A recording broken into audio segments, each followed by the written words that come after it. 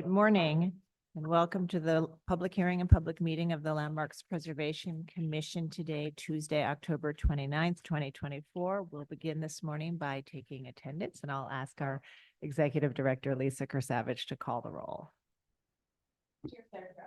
Here. Here.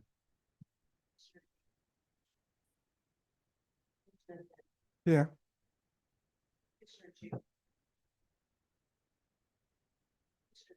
Here.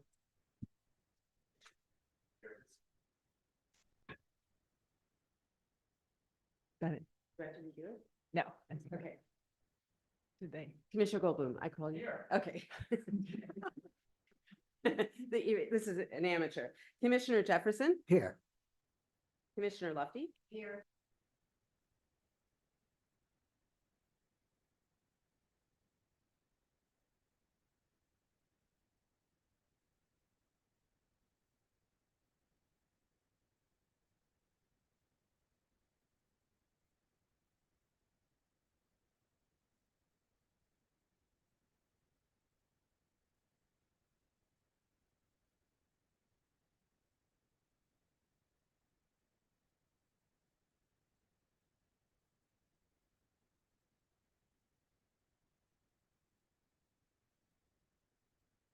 We have having a technical difficulty. Okay, sorry, we're having technical difficulties. Okay, we're going to hold for a moment while we work on the technical difficulties.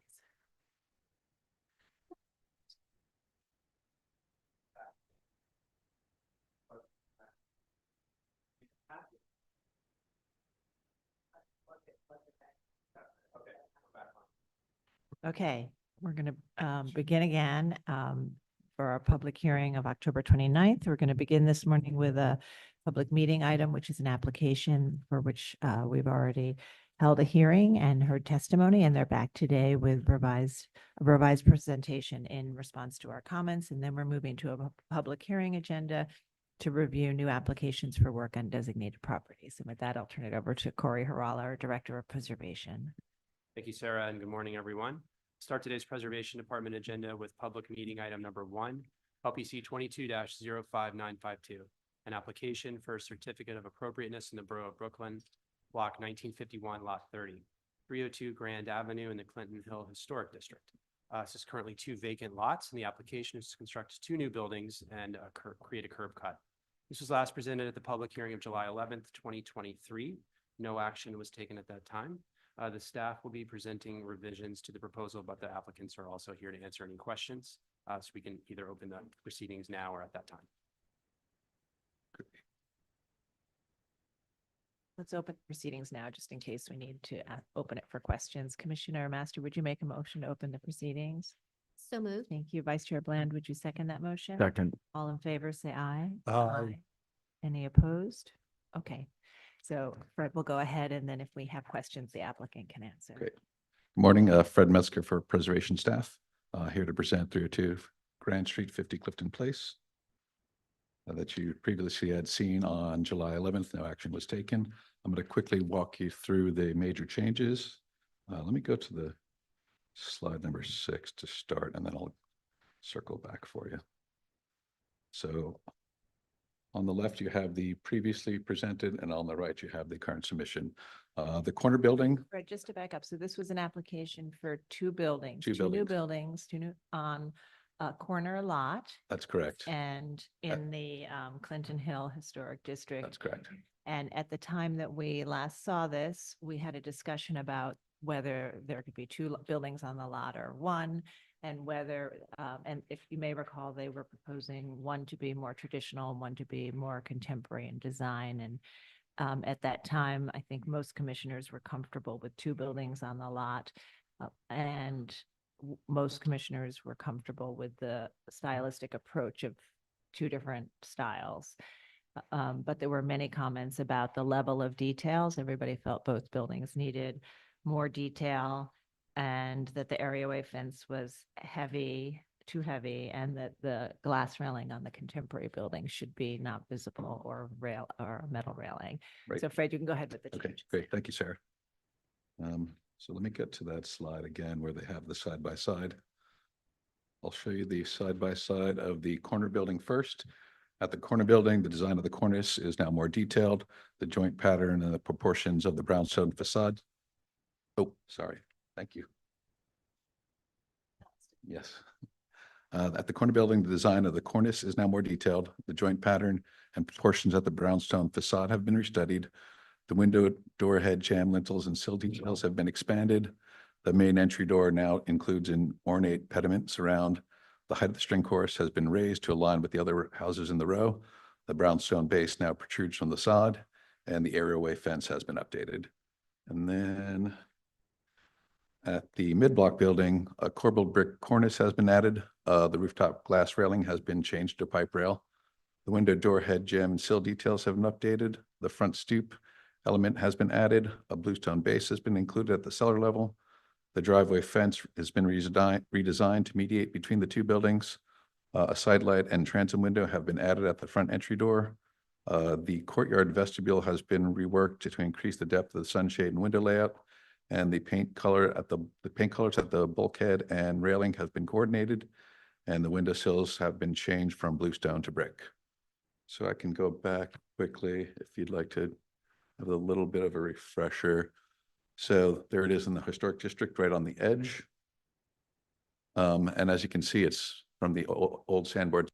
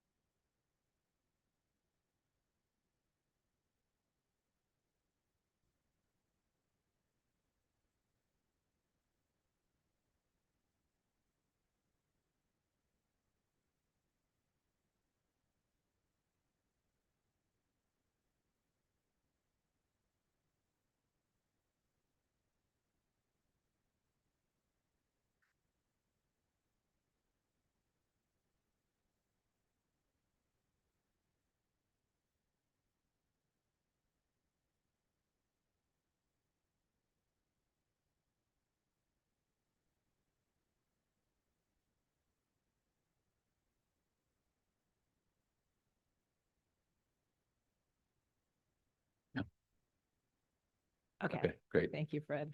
No problem. So this is the long side of Clifton Place. Both sides of the street comprised mostly of row houses. And when you get to the Grand Avenue side, you can see corner buildings and mid-block buildings, not dissimilar to what was being proposed. We've already seen these two as they previously presented and current present. Previous and proposed. These are the elevations for the Clifton Place building, so the front, side, and rear. Some of the details around the pediment and the bay So- window. Fred, maybe with these, because it was hard to just, when you went through the list with just the elevation Oh, to sorry. understand the level of detail. So maybe with these slides, you can just show us exactly what's new and what's added to the building. Okay, great. Yes, so if on the image on the left, you can see there's updated details on the bay window to the left-hand side of the slide. You can see the details at the top and bottom of the windows. You can see the more ornate pediment and surround at the front entry door. And on the right side is a detail of the proposed bay window. So the lintels and sills project more now? They do, or bigger? yeah, Okay. that's right. And I think they were just simple, straight before. Now they're a little bit more Great. detailed. Correct. This is the revised railing and front entry. So I think that the front areaway fence was super simple, and this one is now inspired by the adjacent neighbor. Some window details, wall sections and details. This shows how the brownstone at the front will wrap around the corbelling at the corner. So there's a couple of details through the plan sections. Previously, the cornice was mostly unadorned, so now there's a lot of detail has been added to the proposed cornice. So these are just a couple of renderings of the details that have been changed. There they are in context with the corner building, the midlock building, and the other corner. So now moving on to the 302 Grand side, there's the more contemporary building in the bottom in the middle, and the four elevations above. Some of the details of the brick window surround, the detail at the side entry, the detail with showing the stoop, and the detail of the curb cut, the new driveway entry gate. These are some of the details of the corbelled brick cornice, and also the pipe rail as opposed to the glass rail at the top. So there are the two proposed buildings side by side. There they are in relationship to the street. There's the overall streetscape with the corner building on the other side, and the two proposed buildings. And these are the proposed materials for the contemporary building and the more traditional building. We have a series of floor plans. These are all of the more traditional buildings that were the inspiration for the corner building. These are some of the brick details that were the inspiration for the more contemporary building. And this is a series of photos showing how different corner buildings throughout the district have been handled, including bay windows and mid-block buildings. I believe that is it. All right, thank The you. architects are here to answer any questions. All right, do we have any questions for the architect or for Fred? Yes, Commissioner Jefferson. I have one, might be a dumb question, but why one modern and one not modern? Why not both the same? What was the thinking behind it? And just state your name before you answer the question. Hi, Krista Demerdash. I'm sorry. Could you repeat it? I couldn't hear it. The question is why two different styles on the slot? So one contemporary and one more traditional. I think, so the traditional was to us very obvious solution because it is such a typical and historical block. When you turn the corner on Grand Avenue, it becomes, because only one side of that block is historic, the other side is not historic. And all along Grand Avenue, you kind of have a series of like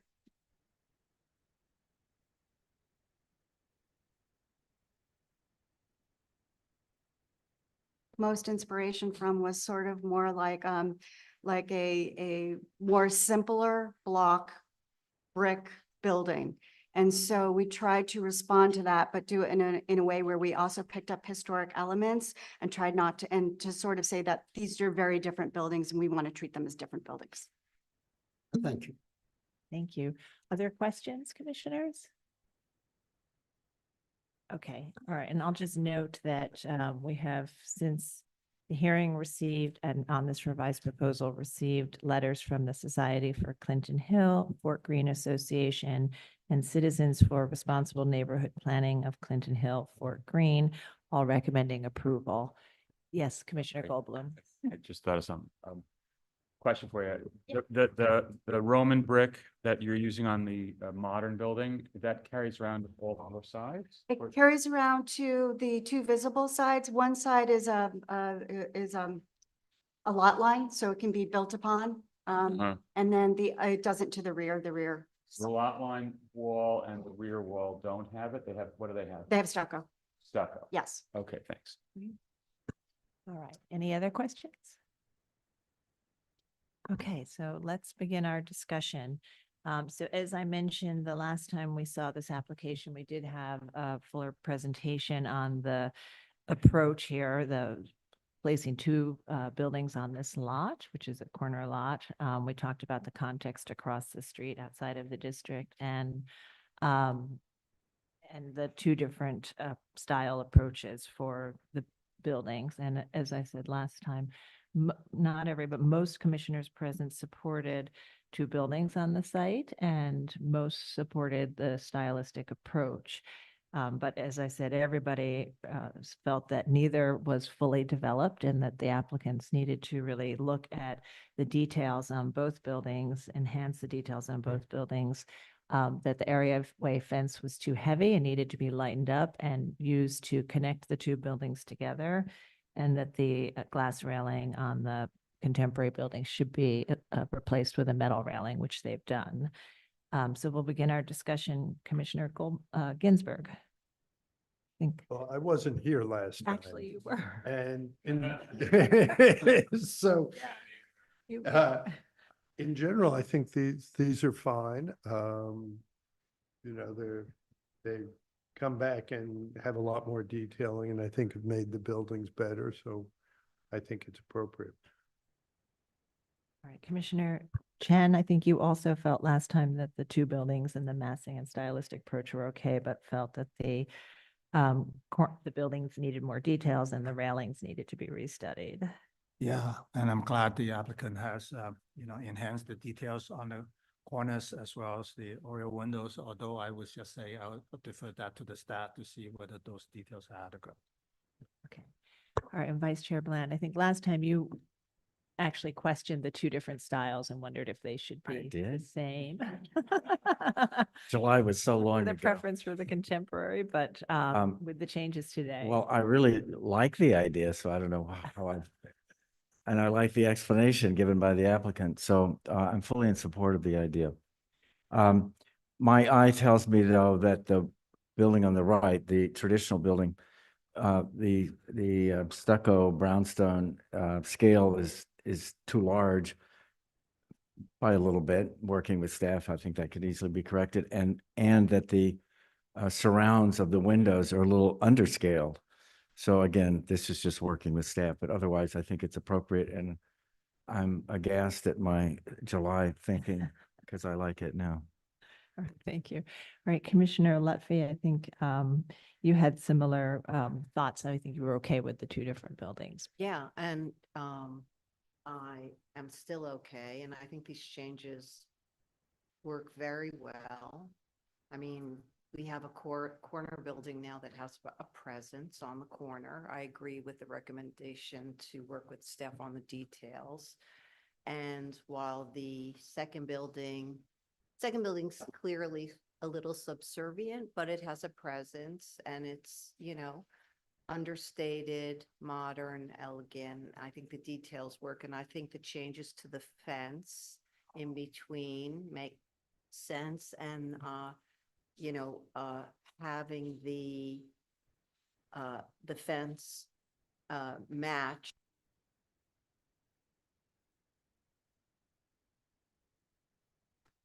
Great. Commissioner Master?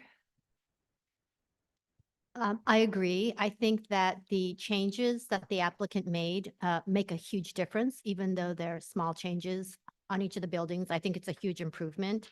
I echo the other commissioners' comments that perhaps they can refine details on the oriel windows and the brownstone base with staff. And other than that, I can find this appropriate.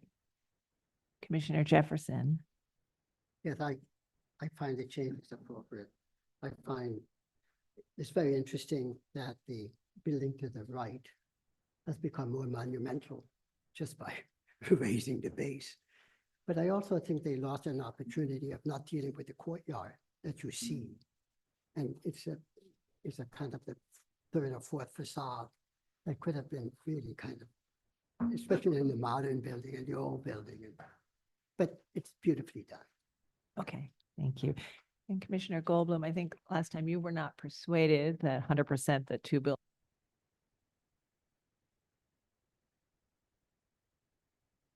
needed a lot of work, so. I think it's better. I think the concept is okay. I think the scale does work all right with the block. I agree with everyone else about the stucco detailing, the bay window and all that. The only thing that really struck me about it was that pipe railing on the top, which I don't know if it adds anything. I don't think it particularly suggests the kind of contrast between modern and traditional or anything, but it does make the bulkhead more visible. I would suggest that they consider raising the parapet so that it just conceals more of the bulkhead. I don't think it would change their design in any way. If you look at the scale of the block, I don't think it would reduce its or alter its kind of rhythm in the block. It's already kind of low, but the pipe railing just looks odd to me. The other thing that I was curious about was they chose to do the face brick on the sidewall, but not the cornice. I could think of arguments why one would want to do that purposefully or not, but it goes to kind of what Everardo was saying about, they're treating it like a front facade, but maybe not. So they might think about wrapping it, but that's not a critical thing. Okay, thank you. All right, so I think we can do an approval with modifications that they continue to work with the staff to refine all of the details. Okay. With regards to LPC 22-05-952, 302 Grand Avenue, Clinton Hill Historic District. Two vacant lots. Application is to construct two new buildings and create a curb cut. I know that the building style, scale, materials, and details are among the features that contribute to the special architectural and historic character of the Clinton Hill Historic District.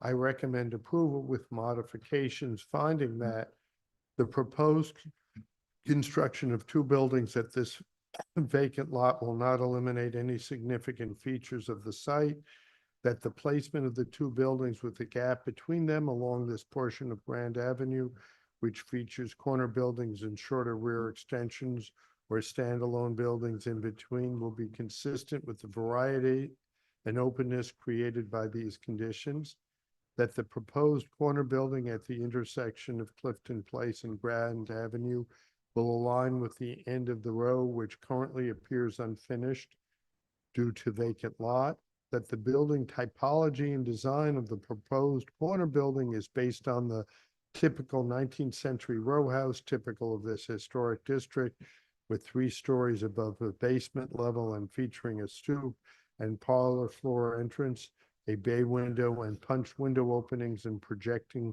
cornice and fenced areaway. That the material configurations and details of the corner building featuring brownstone tinted stucco, red brick and painted wood and metalwork with typical window spacing and proportions, utilizing simplified traditional detailing, will recall and harmonize with the historic row house along the streetscape. That the presence of the proposed building between the corner site along Grand Avenue will reflect a similar condition found across the street outside the historic district, where the historic freestanding building exists between corner buildings. That the lower height and wide spacing of the MIG block building apart from the existing and proposed corner building will be subservient to those more prominent buildings, a relationship common to corner buildings built with garages or rear yard extensions in the historic district. That the contemporary design of the proposed mid-block building featuring variegated brick cladding and bluestone trim with articulated windows and door surrounds and parapets and single light windows at the front facade and visible side facades will be in keeping with the more utilitarian treatment of garage buildings and side and rear facades of row houses and their extensions seen along Grand Avenue while blending in with the historic buildings in the streetscape. That the bay spacing and proportion of windows and doors at the mid-block building featuring a simple but prominent entrance window of varying heights will reflect the hierarchy of fenestration and solid to void ratio typical of historic residential buildings in the historic district. That the large at-grade opening with patio doors and canopies at the sides of both buildings facing the yard between them will be partially screened by the fencing and will be keeping with typical alterations to secondary facades of this type in order to access rear yards and gardens. That the small bulkheads and mechanical equipment on the roof of both buildings will only be minimally visible from public thoroughfares, primarily through gaps in the street wall along Grand Avenue.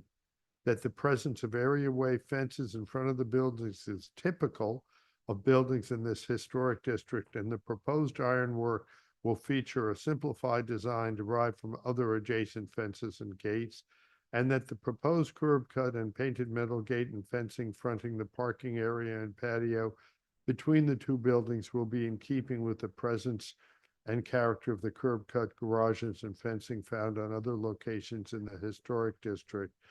And the proposed work will enhance the special architectural historic character of the historic district. However, I find that the patterning of the brownstone tinted stucco at the corner building is out of scale with the neighbors and requires further refinement. And the details of the proposed Oriole bay window require further study. Therefore, I recommend that the applicant work with staff to adjust the proposed brownstone scoring pattern and Oriole window details to be more in keeping with similar brownstone found in the row and throughout the historic district. Commissioner Chen, would you second that motion? Second. Will you call the vote? Carol, Aye. Commissioner Bland, Aye. Commissioner Chen, Commissioner Ginsburg, Aye. Commissioner Goldblum, Commissioner Jefferson. Aye. Commissioner Lutfi, Commissioner Master. Aye. With 8 in favor and none opposed, the motion passes. So that's approved. Please continue to work with the staff on those details. We'll now move to our public hearing agenda, starting with public hearing item number 1, LPC 24-11403. An application for a certificate of appropriateness in the Borough of Brooklyn, block 2101, lot 19, 37 South Oxford Street in the Fort Greene Historic District. This is a transitional Greek revival Italianate style row house built circa 1853. The application is to construct a rear yard deck and pergola. Okay. Hi, everyone. Thank you for the opportunity to present our project before Landmarks Preservation Commission. My name is Henry Ng. I'm the co-founder of Ideas of Order, an architecture studio based in Chinatown, New York. I'm here with my co-founder, Jacob Esikoff, and the property owner, Tyler Ibsen-Sindelar, who we'll be discussing today. Our project is a 4-story townhouse at 37 South Oxford Street in the Fort Greene Historic District, and we are seeking approval from Landmarks for the design of our rear deck. Before we get into the presentation, Tyler wants to say a few words of introduction. Hello, I'm Tyler, the owner of 37 South Oxford, along with my wife, Brianna, who couldn't be here today. We've lived in Fort Greene for the past 10 years and are now proud first-time home buyers on South Oxford Street. We're happy to raise our 2-year-old daughter in this home and to be part of this beautiful and historic neighborhood. We love the historic charm of our neighborhood and are excited as homeowners to be able to help preserve that history. Thank you for your time and consideration. Okay. Okay, so, whoop, there we go. Okay. So we have been working on a gut renovation of the home for the last year. And as part of that renovation, we have designed a new extension at the rear yard to replace the existing addition on the property. The proposed addition, which you see a visualization of on the screen, is currently in review with Landmark staff and is not before the public for review. What we are asking for approval on is the exterior deck, which you see in this image as well. The prescriptive size of a rear deck is 8 feet according to landmarks, and we are seeking a 12-foot deck. Here's a map locating the property. The project is located on the east side of South Oxford Street, 1 block south of Fort Greene Park. And here is, the building was built in 1853, and here's our landmark citation. And on the screen now, you see our block plan to show you the nature of the block, which the property is mid-block and the rear yard is not visible from any public thoroughfare. Also note that in this block, the lots are very deep at about 100 feet typically. In the satellite view of the same block, you can see the existing conditions more clearly. Note that there is a significant amount of greenery throughout the block interior, and during warmer months, there is very low visibility of our property from the neighbors and vice versa. On this diagram, we've highlighted 7 areas to provide a picture of the kinds of rear decks that exist currently in the block interior.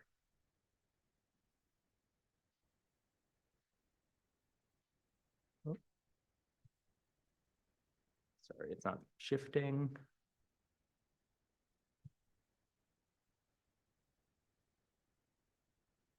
I think something happened.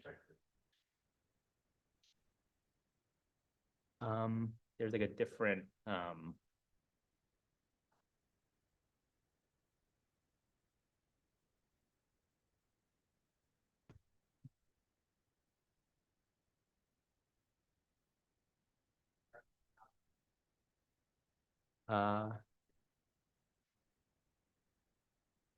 no, nothing's moving. Abby, can you advance slides for us?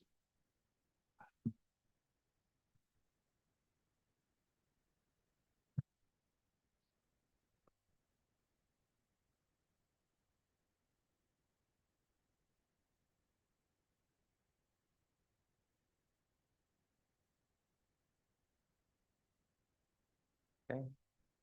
The next slide. Oh. Okay. On the top left, you see our property, which has an existing extension that is about half the width of the lot, with a modest deck where you see a shade umbrella. In the 7 highlighted areas, you will see a snapshot of the variety of decks and terraces, many of which are deeper and more substantial than what exists on our current property. I want to call your attention to number 7, 31 South Oxford, which is one of the adjoining townhouses built simultaneously with 37 South Oxford in 1853, with a similar design to our own property. In their rear yard, you see a very deep deck, which we estimate to be about 27.5 feet, with a kind of butcher block shaped plan.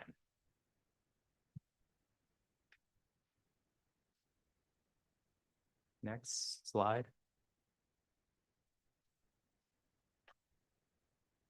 On this slide, you can see that deep deck, as well as some of the decks looking north along South Oxford Street. We also want to call your attention to 51 South Oxford, which has erected a covered timber pergola structure, which is similar to what we are trying to achieve in our design, albeit on the ground rather than elevated. Next slide. We've also looked at the architectural style of some of the adjacent townhouses and their decks to evaluate whether there is some design theme that unites the rear facades of these homes. We have found that throughout the block, there's an incredibly eclectic range of designs. Next slide. On the screen here, you see the plan and section of our proposed deck design. The deck is approximately 20 feet wide by 12 feet deep and 11 feet high. As a reminder, the typical prescribed deck is 8 feet, and we are seeking an additional 4 feet in depth to support more flexibility for furniture. There's a staircase with floating wood treads on page north going down to the garden and a metal cable railing around the perimeter of the deck. Next. On this plan, you see the proposed deck relative to the rest of the yard. As you can see, the proposed deck does not broach the 30-foot minimum rear yard setback and is within the as-of-right zone. Next.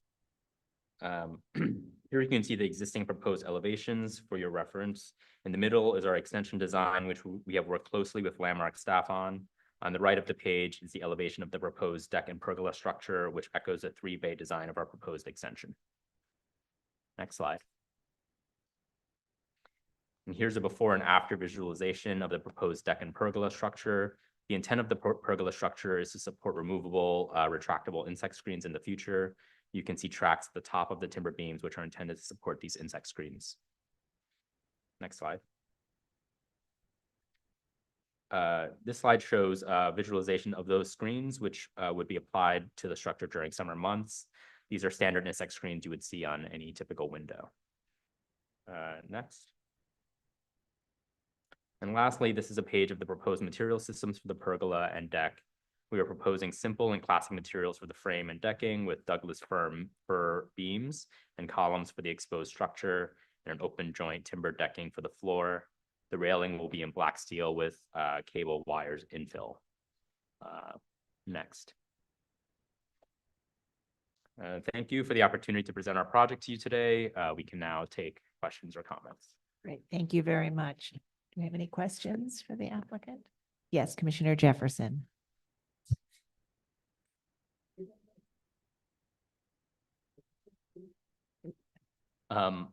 The left side of where the stairs is, they kind of roll down. So the idea is that they would kind of roll back up to kind of get access to the deck when you need it.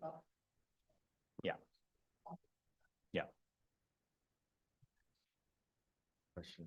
Yes, Vice Chair Bland. The top row of windows, they look enlarged, but I'm not sure that they are.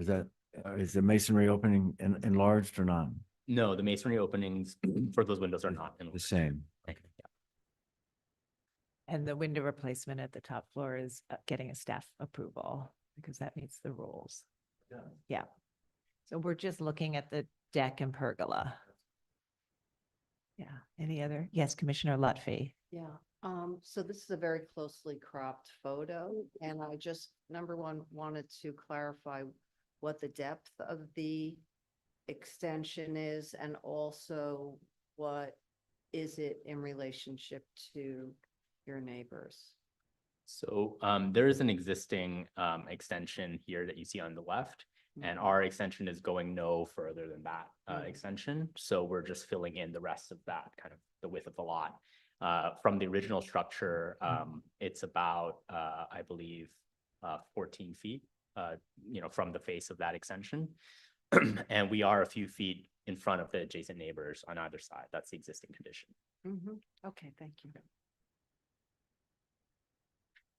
Commissioner Ginsburg.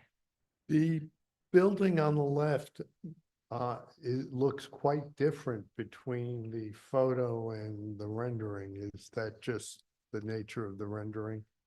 Yeah, there's no intent. I mean, the intention was to try to match it as closely as possible. Thank you. Yeah. Okay. Any other questions? All right, let's see if, is there anyone in the room would like to speak on this item? All right, noting that there isn't, I will turn it over to Stephen Thompson to see if we have any remote participants. Thank you. If anyone participating on Zoom would like to offer testimony, please use the raise hand function. Hey. Is this for them? That's for something else. Okay, yes. I'll call you. All right, seeing none, I think we don't have any online testimony.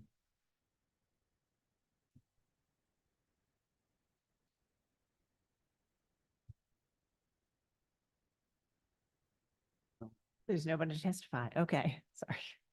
Thank you. Is there any final comment you'd like to make before we move to our discussion?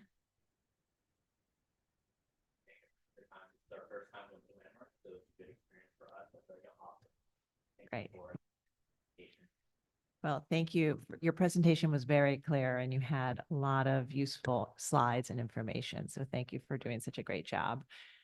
Okay, let's have a motion to close the hearing. Commissioner Goldblum, would you make a motion to close the hearing? So moved. And Commissioner Jefferson, would you second that motion? So second. All in favor, say aye. Aye. Any opposed? Okay, so this, again, we are only looking at the deck and pergola structure, the window replacement and the reconfiguration of the rear addition are all eligible for a staff level approval and they meet the rules. So we're looking at the deck. and pergola. The applicant has explained that it will project out 12 feet and that it has retractable screens for the summer season. The applicant has also shown that there are a variety of additions and deck and pergola structures within this block, and that these yards are unusually deep, and that there are some other structures that project, deck structures that project this far or further. So we'll begin our discussion. Vice Chair Bland, would you start this one? Well, as you've noted, the rear yards of the neighbors, in fact, the entire donut seems to be filled with extensions and useful decks. This is an extraordinarily beautiful street. And I'm guessing it's an extraordinarily beautiful donut as well, but I've never been back there. I don't know. So the applicant is, I think, taking great advantage of that fact and opening up the back in a very interesting and unusual way. We don't see that. The insect screen enframement is an interesting and refreshing departure. I'm not sure, maybe climate change and global warming is causing more mosquitoes than we're used to. Anyway, I think all the details are fine. Particularly I like the stairs down. So all in all, very nice job, and I think it's appropriate. Thank you. Commissioner Lutfi. Yeah, I have to concur with Fred. First of all, congratulations on your being a first-time home buyer in a wonderful neighborhood on its probably most prominent block. And good luck. And I agree, this is a kind of a refreshing project. It's in every way. I love its openness, it's modest. The projection is similar to its neighbors, and it's simple, understated, and the materials, the Douglas fir and the black metal are, understated, modern, elegant, but work with what's there. All right, Commissioner Master. I agree with Commissioner Bland's statement. I think this is appropriate. I also want to commend the applicant. I know you said it was your first time. I think the slides were very clear. In particular, there was a slide where you showed things that were approved by the staff and then things that we should consider. And when I saw that, I remember thinking, wow, that's just wonderful to point that out for us. It's appropriate. Great. Commissioner Jefferson. Appropriate. Commissioner Goldblum. Agreed. Okay, Commissioner Ginsburg. Agree, and I also think it's very good to be talking about the insect screens, which are necessary and often sort of ignored. Thank you. Commissioner Chen. Same here. Okay. All right. I think we're all in agreement. Vice Chair Bland, would you make the motion? Okay, in the matter of 37 South Oxford Street in the Fort Greene Historic District, this is an application to construct a rear yard deck and pergola. I note that the building style, scale, materials, and details are among the features that contribute to the special architectural and historic character of the Fort Greene Historic District. I recommend approval, noting that the proposed work will not eliminate or damage any significant architectural features, that the work will not be visible from any public thoroughfare, that the pergola and deck will feature wood framing and be unenclosed except for seasonal screens, creating a predominant sense of openness typical of porches and decks found within the block, that the projection of the deck and pergola into the rear yard will be in keeping with the varied projections of buildings, rear additions, and decks found within the block and will not diminish the central green space, and that the proposed work will not detract from the special architectural or historic character of the building or the historic district. Thank you. And Commissioner Lutfi, would you second that motion? Second. All right, Mark, will you call the vote? Chair Carroll, Aye. Commissioner Bland, Commissioner Chen, Aye. Commissioner Ginsburg, Aye. Commissioner Goldblum, Commissioner Jefferson. Aye. Commissioner Lutfi, Commissioner Master. Aye. With 8 in favor and none opposed, the motion passes. All right, that's approved. Thank you. Good luck. All right, we'll move to the next item. Next item is public hearing item number 2, LPC 24-08573, an application for a certificate of appropriateness in the Borough of Brooklyn, block 183, lot 47, 373 Pacific Street in the Borum Hill Historic District Extension. This is a utilitarian style factory building built in 1885, and the application is to establish a master plan governing the future installation of windows. Excuse my error, please. Okay. Oh, Jackie Mandelbaum. Hi. Thank you for giving me, the opportunity to, present my, presentation. This building's on, 373 Pacific Street. I'm here to, request that there be a master plan to legalize the current windows. My father purchased the building in 1990, and we received 2018, designation, as landmarks building. Yeah, we're gonna go. You should be able to click on the screen and then Let's see, narrowing.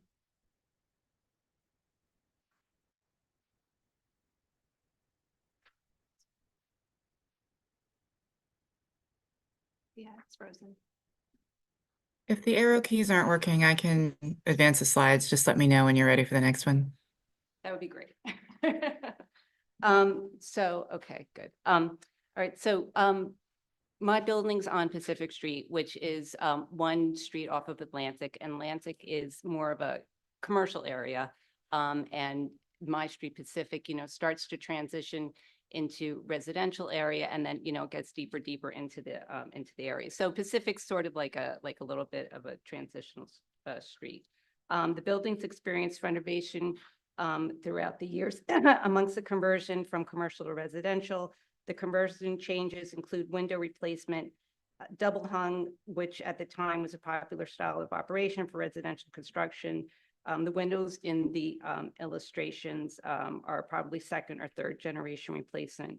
And these are 1/1 panes without the Mutton divisions. The next slide, please. So the next slides 2 through 9 are examples of buildings in the neighborhood. And it shows they're really primarily double hung windows. And then the last few slides, 7, 8, and 9, 7, 8, and 9 are double hung without mutton grid, which is what I'm looking to legalize, which is what I currently have. And again, it's for the master plan. So you could just flip through those slides. Thank you.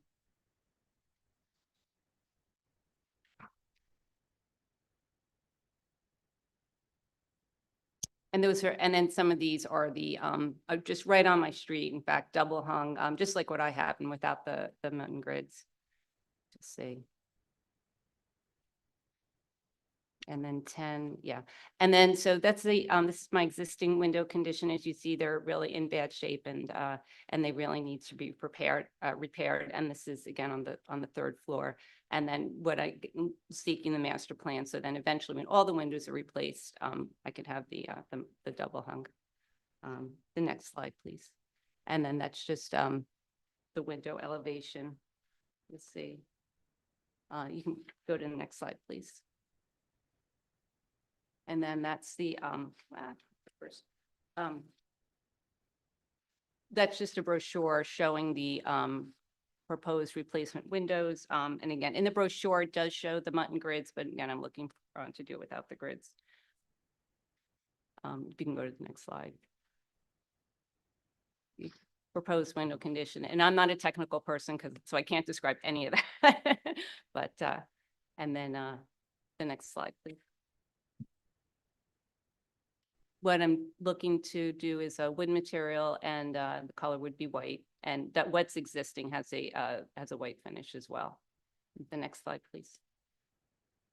And then these are just some examples. The next few slides are slides 15 through 17 show buildings that had prior commercial use and now have transitioned into residential. This is a historic stable building that you see here. It's built in 1888, and now it's the building had been housed a candy factory, and it was a storage warehouse, and now it's a residential building. It's loft condominiums. The next slide, please. Again, this is another building that had been a shoe and a boot factory, which is now currently a dorm at Pratt Institute. So again, showing the transition from commercial to now residential use. And the next slide, please. Again, we have the this is a 105 Lexington Avenue, and it had been a box factory in the 1930s. And again, this was converted to residential use and it has the double hung windows. And it's a building, just, summary of the building historically changed its use from commercial to residential. And the neighborhood communities that had, documented to converting from pivoting projected window double hung operating types. Neighboring buildings near 2373 Pacific Street are also documented to have double hung operation type window, having a projected window. Doesn't fit with the current aesthetic of the neighborhood. Thank you. Thank you very much. Yes, Commissioner Ginsburg. You're using sash replacement windows, not a full window replacement. Correct. Will that affect the thickness of the frame? My understanding is that it won't.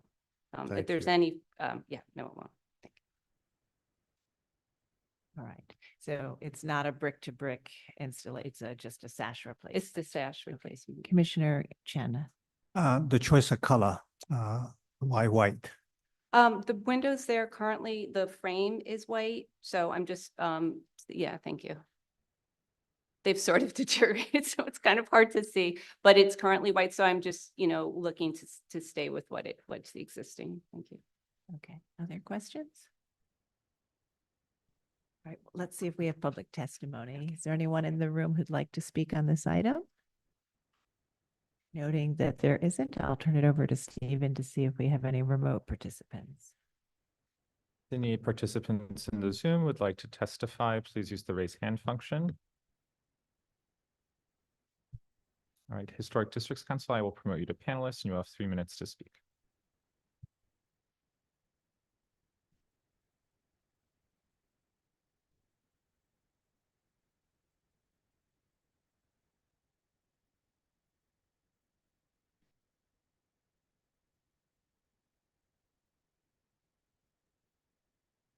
Hi, Commissioners. My name is Lucy Levine. I'm speaking on behalf of the Historic Districts Council. HDC feels this window master plan does not provide enough information for us to judge its appropriateness. Thank you.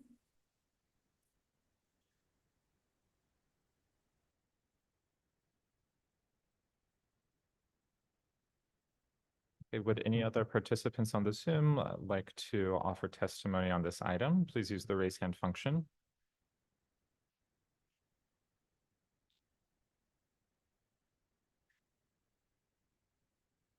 Okay, we have no other online testifiers. Okay. All right. Thank you. Is there anything you'd like to say before we move to our discussion?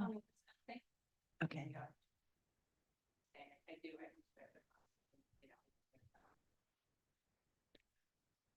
That's okay. All right. Thank you. All right. Let's close the hearing and begin our discussion. Commissioner Master, would you make a motion to close the hearing? So moved. Thank you. And Commissioner Lutfi, would you second that motion? Second. All in favor, say aye. Aye. Any opposed? Okay, so we'll begin our discussion. So this is a building that was built it's a utilitarian building built as a factory building. And we can see from an early photo that it had multi-light windows. It has long since, I think, had 1/1 double hung windows. The applicant is proposing a master plan for sash replacement to enable her to install 1/1 windows within the frames, painted white to match the frames over time. So it is a very simple building. The applicant has shown other 1/1 double hung windows in other factory style buildings as to show that sometimes that did exist. And we'll have our discussion on it. I think also the factory building next to it, I think should be noted, also has 1/1s now. Commissioner Lutfi, would you start this one? Thanks so much for your presentation. For a novice, it was pretty good.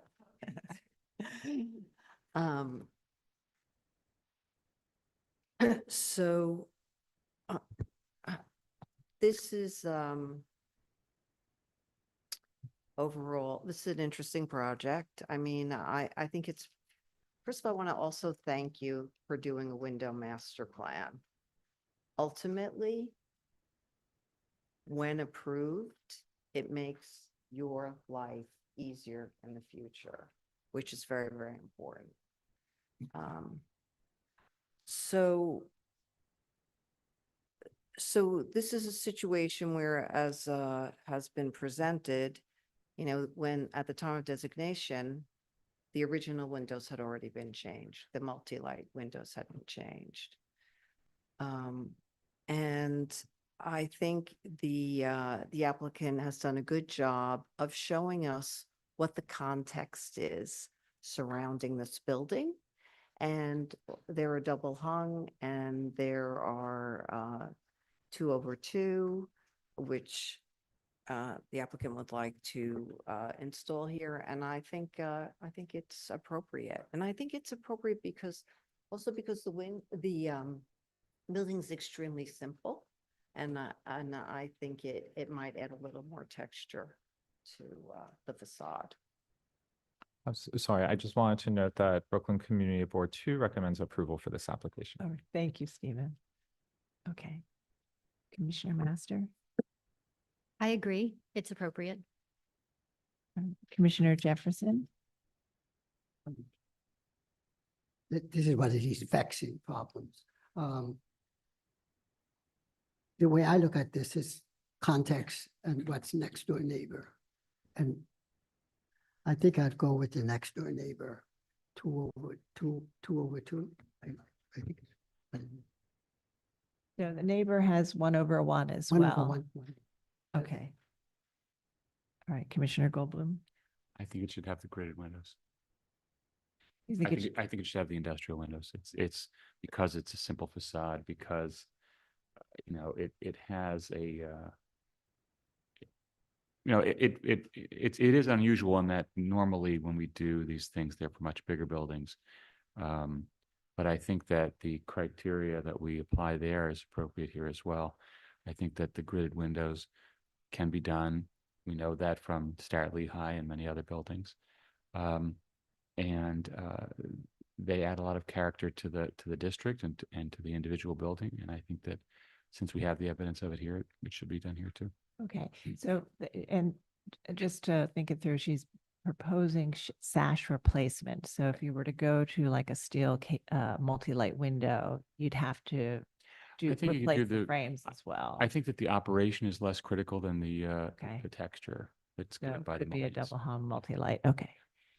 Commissioner Ginsburg? Well, I would first say that although I think I can approve this as is, that the multi-light casement would be more energy efficient, and that I think the applicant should consider that. But I realize that would require full window replacement. Okay, Commissioner Chen? It's the same with me. I can approve it as is, but if the rest of the commissioners they, want to go the other route. Okay, Vice Chair Bland? I think it's appropriate as is. Okay, so I do think we have enough to approve it as is. Commissioner Lutfi, would you make the motion? In the matter of docket 24-08573, 373 Pacific Street, Borum Hill Historic District Extension, a utilitarian style factory building built in 1885. The application is to establish a master plan governing the future installation of windows. I note that the building style, scale, materials, and details are among the features that contribute to the special architectural and historic character of the Borum Hill Historic District Extension.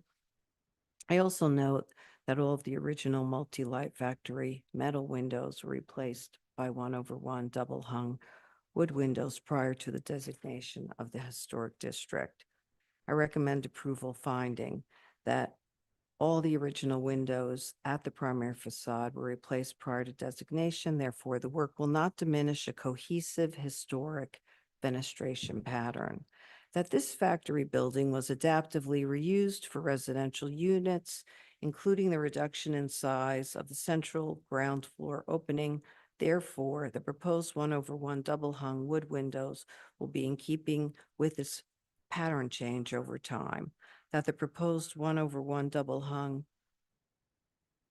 windows will be in keeping with the variety of window types in the streetscape, which feature a mix of manufacturing and residential buildings from differing time periods, and the simple details and white finish will harmonize with the painted facade. That the establishment of the master plan will support the uniformity of fenestration over time, and that the proposed work will not detract from the special character of the building or the Borum Hill Historic District Extension. All right, Commissioner Master, would you second that motion? Second? Mark, will you call the vote? Chair Carroll, Aye. Commissioner Bland, Commissioner Chen, Aye. Commissioner Ginsburg, Aye. Commissioner Goldblum, Commissioner Jefferson, Aye. Commissioner Lutfi, Aye. Commissioner Master. Aye. With 7 in favor and 1 opposed, the motion passes. All right, so that's approved. Thank you. We'll move to the next item. The next item is public hearing item number 3, LPC 24-08616. An application for a certificate of appropriateness in the Borough of Brooklyn, Block 1222, Lot 53, 891 St. Mark's Avenue, the Crown Heights North Historic District. A Renaissance Revival style row house designed by Axel Hedman and built circa 1910. The application is to reconstruct the stoop and balustrade.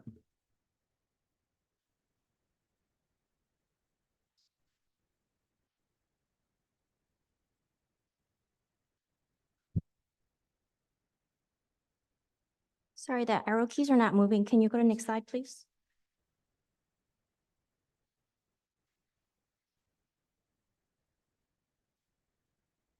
Thank you. Good morning, Commissioners. Winnie Child, Preservation Staff. This item is 891 St. Mark's Avenue, located on the north side of St. Mark's Avenue between Brooklyn Avenue and Kingston Avenue in the Crown Heights North Historic District. The application before you today is to reconstruct the historic stoop and balustrade. The photo on the left is a 1940s tax photo, and the photo on the right shows the current conditions. Next. This building is at the end of a row of Renaissance Revival style row houses built in 1910. The next 2 slides shows the existing conditions of the stoop at the row. On the plan above, you can see that all of the stoop have the same overall footprint, with the exception of an additional step that was added to this and 3 other buildings in a row. From the photos below, you can see that most of the stoops have been modified, including being painted or clad with a different material at the steps. Next.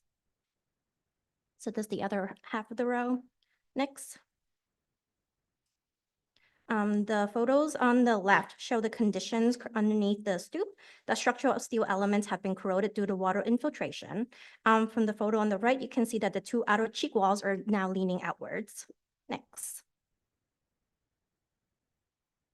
The photos in the next few slides show probes that have been taken on site.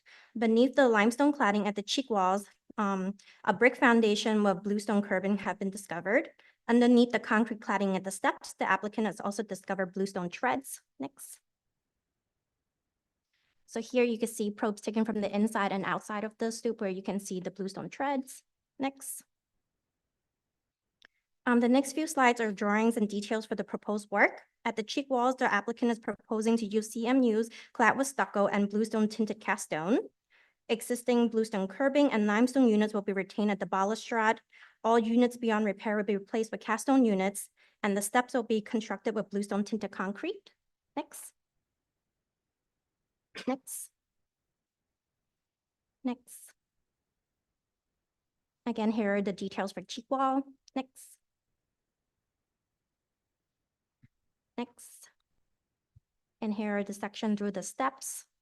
So this marks the end of the presentation. The applicant, the owner, and the engineers are here so they can elaborate on the conditions on site and answer any questions.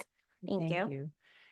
Please come up and just state your name before you speak. And if there's anything you'd like to add, just go ahead.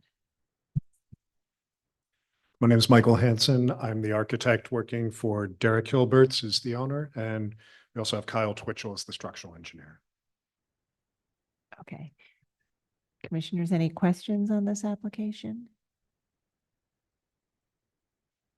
Okay, let's see if we have any public testimony. Is there anyone in the room who'd like to speak on this item? Okay. Noting that there isn't, I'll turn it over to Stephen to see if we have any remote participants. Yeah, I see we have two public members of the Zoom with raised hands. Jeremy Woodhoff, I'll be promoting you to panelist, after which we ask for you to unmute yourself and you'll have 3 minutes to speak.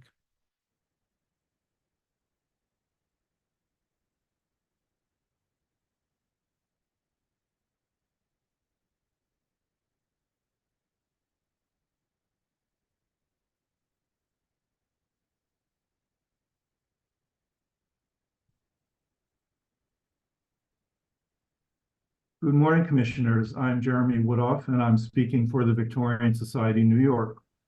Founded in New York City in 1966, the Victorian Society in America is dedicated to fostering the appreciation and preservation of our 19th and early 20th century heritage. The New York chapter promotes preservation of our historic districts, individual and scenic landmarks, interiors, and civic art. The photographs and drawings which the applicant has provided make it clear that the stoop at 891 St. Mark's has been subjected to serious deterioration and some very ill-conceived alterations. We're happy to see that the applicant is proposing to start off by removing the thick layer of concrete which sits atop the original treads and platform. And we can see that the stairs and terrace have structural issues that require remedial action. But rebuilding a historic stoop shouldn't require discarding all the historic stone. Commissioners, 891 St. Mark's is one of a row of 6 limestone-clad Renaissance Revival houses. The applicant's photos show that all 6 have retained their historic stoops, built of large limestone blocks with bluestone treads and stone balustrades. These are the first features of each house a visitor sees as they approach and are an important unifying feature of the row, even if paint now obscures several of them. The applicant would trash all of this historic material, but this is simply not appropriate or acceptable, nor is the use of stucco tinted and finished to match limestone, or the use of cast stone when bluestone is readily available. Commissioners, everyone sitting at the table knows projects where similar original material was successfully salvaged for reuse. The applicant should be required to salvage all sound material, replacing it in kind as necessary. Thank you. Thank you for your testimony. Our next speaker will be Historic Districts Council.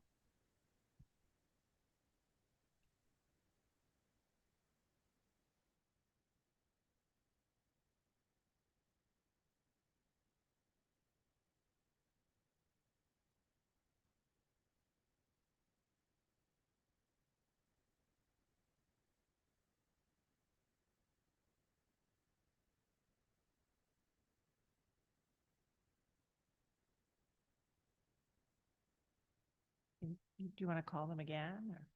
They just entered as a panelist. Hi, Commissioners. My name is Lucy Levine. I'm speaking on behalf of the Historic Districts Council. HDC asks that the applicants please consider reconstructing the stoop and balustrade in kind rather than replacing stone with stucco. Thank you. Thank you for your testimony. That concludes our online testimony. I also want to note that Brooklyn Community Board 8 voted to approve the application, noting concern about the deviation from using layered brick masonry and instead building the base with poured concrete. And that was echoed by Crown Heights North Association. Okay, so would you like to respond to the comments? Yeah, I wanted to step back first to the community boards issue. Earlier on, we had considered using poured concrete to replace the structure of it. as an alternative because the layered brick is simply not sound. As you can see, not only our building, but in the context photos, some of the other buildings are beginning to spread outward. We have stepped back from the concrete, and in the slides, we're showing that our plan is to use concrete masonry units reinforced to avoid the spread in the fall that we normally have.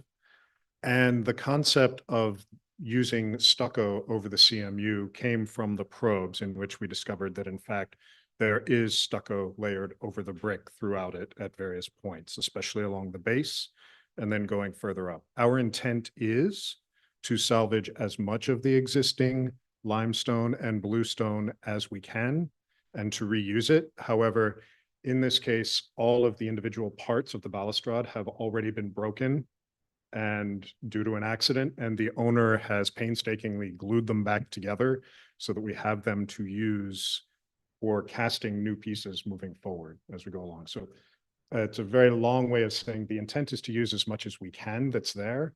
However, in the base structure of the wall, it's been advised through the structural engineer that brick is not the most suitable due to the issues that we have, and we're moving on to reinforced CMU. We can attempt to salvage some of the limestone cladding and reuse it, but we are at this point, I believe the owner has pointed out as well, that we are facing now cost issues and the ability to be able to perform this. And there is, we can ask the structural engineer to speak to the issue. There is no possibility for repairing the structure as it is. It simply is falling apart to the point where it does need to be replaced. Pardon my meandering answer there. I think I covered everything I wanted to at this point, but I'd welcome questions. Thank you. Commissioners, any final questions? Yes, Commissioner Jefferson.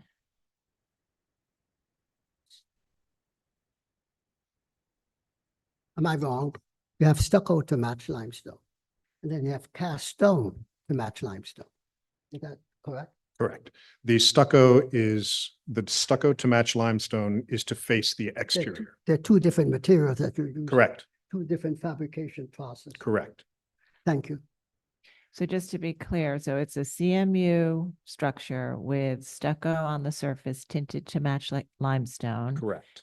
And then the balustrades will be cast. The balustrades will be cast to match what was originally there, as well as the balustrade cap on it. And then the cast. bluestone will be, the tinted stucco will be also used to replicate the Correct. bluestone. Correct. Okay. All right. Commissioners, any final questions? Okay, let's close the hearing. Commissioner Chen, would you make a motion to close the hearing? So moved. Thank you, Commissioner Ginsburg. Would you second that Second. motion? All in favor, say aye. Aye. Aye. Any opposed? All right, the hearing is closed. So this is an application to reconstruct the stoop. I think the applicant has shown it's in a deteriorated condition.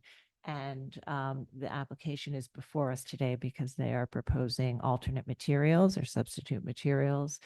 The stoop is limestone and bluestone, and they're proposing a stucco tinted to match limestone and bluestone on the stoop and cast stone to look like to match the limestone balustrades. So we'll begin our discussion. Commissioner Jefferson, would you like to start this one? Well, when I looked at this over the weekend, I thought it's replication. And then when I looked at the materiality of it, I saw the limestone. Limestone is expensive. I understand that. But then I look further and I see that there is stucco to look like limestone. Then there's cast concrete to look like limestone. And I'm saying, well, why not just select one? And you know, I could accept one if you can't afford limestone, but mixing two systems, they're not going to match. It's just going to be. So Cast stone cladding. Corey, do you want to address that? Yeah, I mean, just a little bit of context to this rule. If this were a brownstone stoop, because brownstone is not domestically available, staff level rules actually would allow this very proposal to be done, even using, more than one substitute material in the mix, as long as it still, resulted in a good match. So it's the fact that it's not brownstone that the rule says, at staff level, you need to replicate in kind materials. So My point is more that the mixing of substitute materials isn't necessarily an issue, at least per the staff level rules, when we apply it to brownstone, because we think different substitutes can match one another and sufficiently match the historic material, just as context for that part of it. But the reason this is before you is because it's a stone other than brownstone. True. But I do think that one material, okay, assuming the bluestone is also being, I think the bluestone is tinted going to stucco. be, Right. The stairs are stucco. actually proposed to be a It's gonna be tinted stucco. concrete, and I think they have different load and structural requirements than the other portions where they're relying on the backup materials for that. So since they have a different look anyway, perhaps that is less important, that's different than the substitutes. Then used I for would have to go limestone. from the front to the back, which one is more visible, which one is less visible. So I think we need to, for me, we need to decide what materiality to use and what context, back or front. Commissioner Goldblum? I think that they should work with staff to retain and utilize all possible original materials, and that the use of tinted precast is okay, but the use of stucco in my book is not. The reason that brownstones have a wider berth is because of the problem with obtaining the real material. I think that if it were as easy to access as limestone, we might have different views on the matter. So I think they should stick with precast All right. or limestone. Commissioner Ginsburg? So in the presentation, I think the key issue is the variation in material. Because when you look at the existing in most of the neighbors, there's a fair amount of variation from stone to stone. And both with the stucco and with a precast, it can be too uniform. And the example of that, what is it, 893, which looks like it's painted and looks horrible. So I'm not necessarily opposed to the mixture of materials, and I could approve this, but working with staff, it will be really important to get samples that show the variation, that both that the materials look similar, but the variation from stone to stone, which will be really hard with the stucco, and then with the cast stone is there. So I can approve it with the staff working Doing with the them to get the Variation. variation. Okay. Commissioner Chen? Given the deteriorated condition of the current condition, I think, I agree that they should work with the staff to, restore, like Michael said, if there's any original bluestone that can be salvaged. But I can approve it as is. Okay. Vice Chair Bland? Yeah, I think the position that Commissioner Ginsburg has laid out pretty much represents, I think, my thinking as well. Okay. Commissioner Lutfi? Yeah, I think I can go with Mark's thoughts on this. All right, Commissioner, thank you. Commissioner Master? I agree. I agree with Commissioner Ginsburg's comments. Okay. And I think I do as well. Just also knowing that we have treated limestone and brownstone similarly in our in the repair methods that we approve. And so I think it would be consistent also to treat them similarly in a reconstruction situation, as long as the staff approves the final samples of the stucco. So let me go ahead and make that motion since. All right.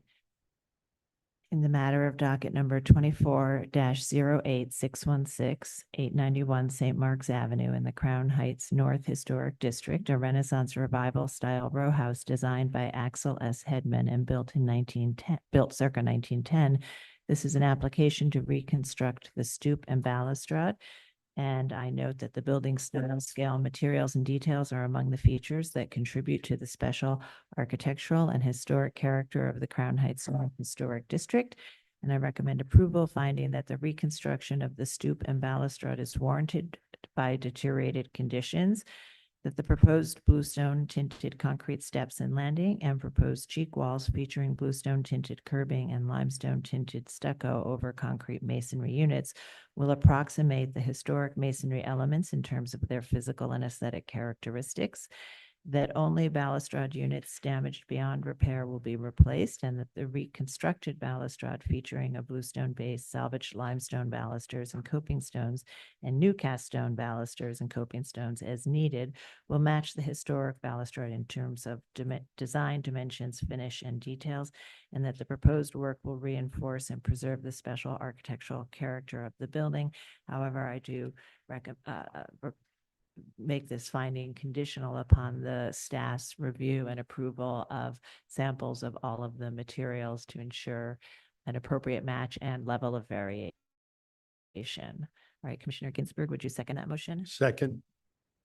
Chair Carroll, Aye. Commissioner Bland, Commissioner Chen, Aye. Commissioner Ginsburg, Aye. Commissioner Goldblum, Aye. Commissioner Jefferson. Commissioner Jefferson. Commissioner Jefferson. It's going to be reviewed by staff. Right? Aye. Commissioner Lutfi. Commissioner Master. Aye. With 8 in favor and none opposed, motion. All right, that's approved. Thank you. And we'll move to the next item. Next item is public hearing item number 4, LPC 24-08918, an application for a certificate of appropriateness in the Borough of Brooklyn, Block 1159, Lot 40, 304 Prospect Place in the Prospect Heights Historic District. This is a Renaissance Revival style row house with Romanesque Revival style details designed by William H. Reynolds and built in 1897. And the application is to construct a rear yard addition.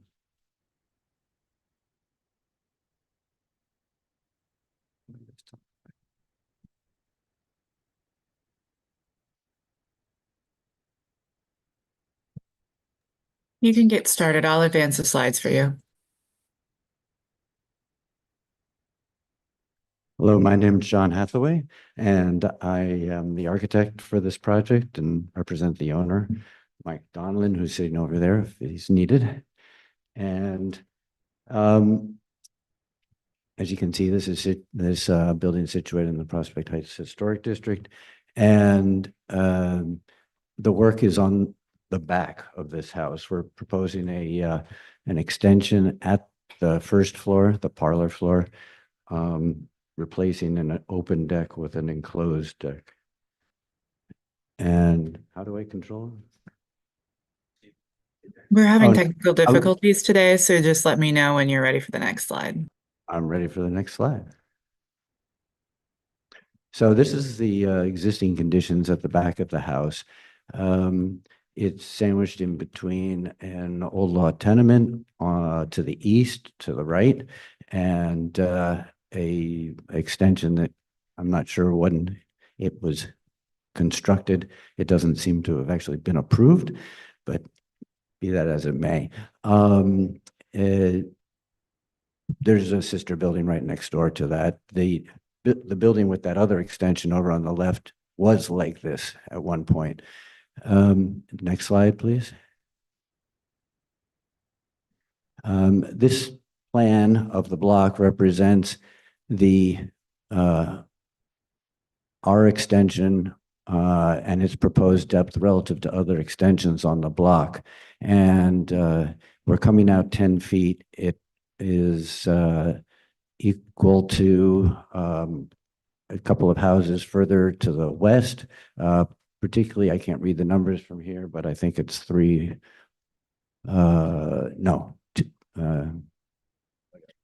There, you can see them down there. Those buildings are actually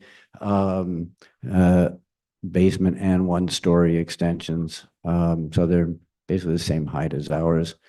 And other houses have extensions.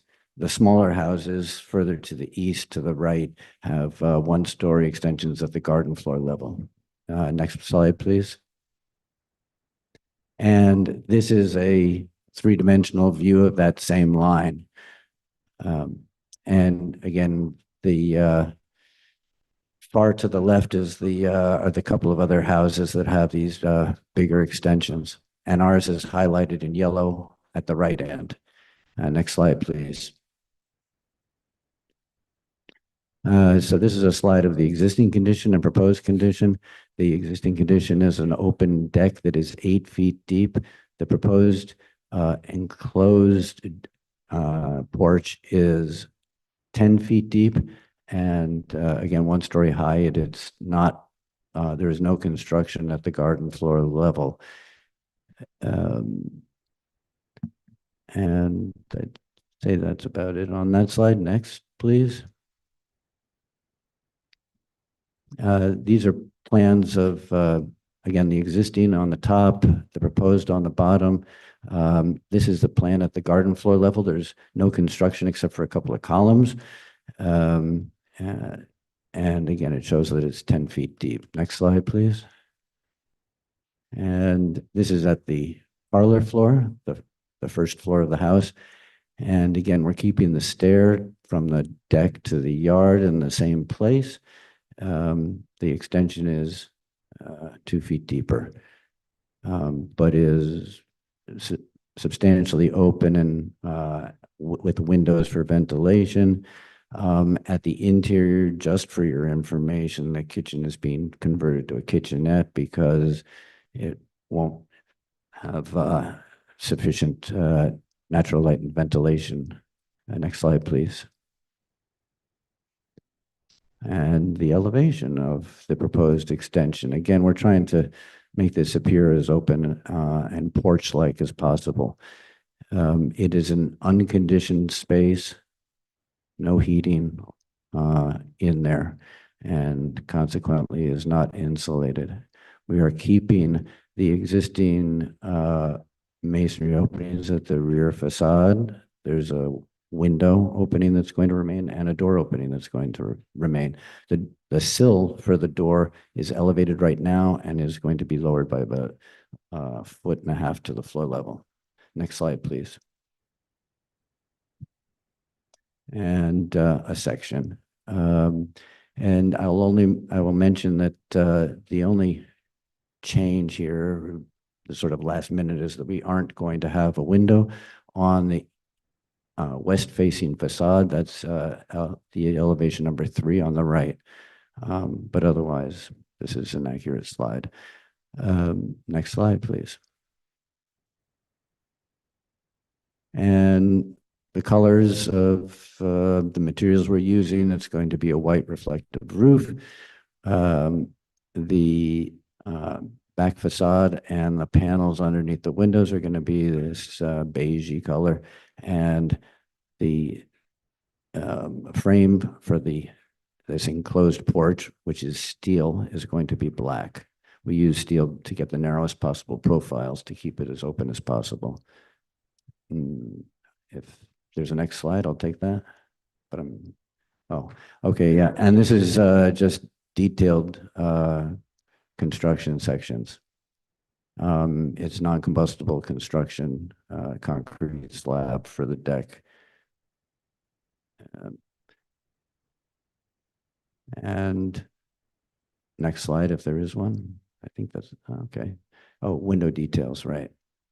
Again, it shows a low knee wall, 18 inches high, and then these casement windows above with the 2-inch frame in between, and a steel beam running above the windows. Next.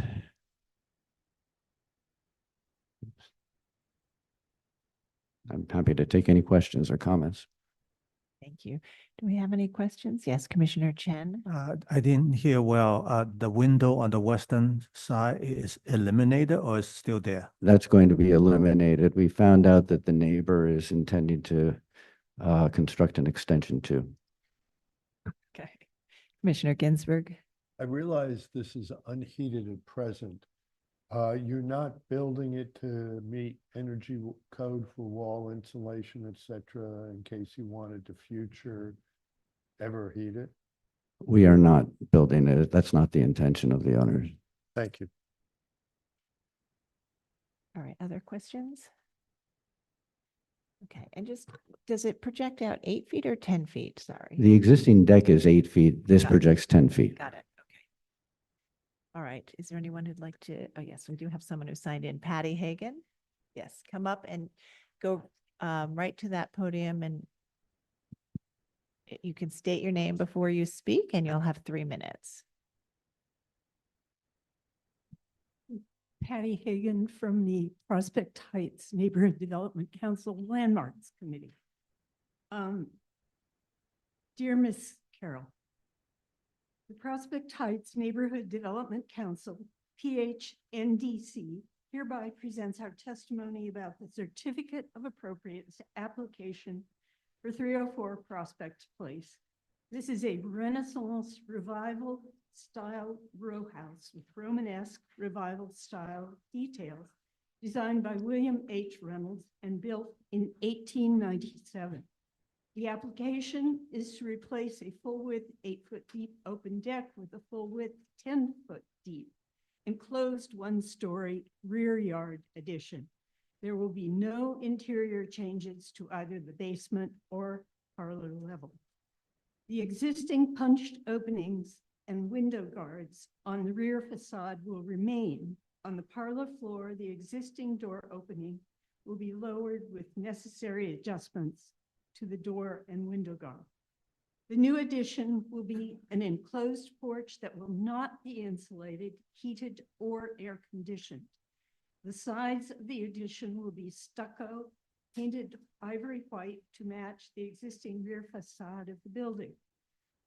There will be a raised lot line window on the west. Now that's out, apparently.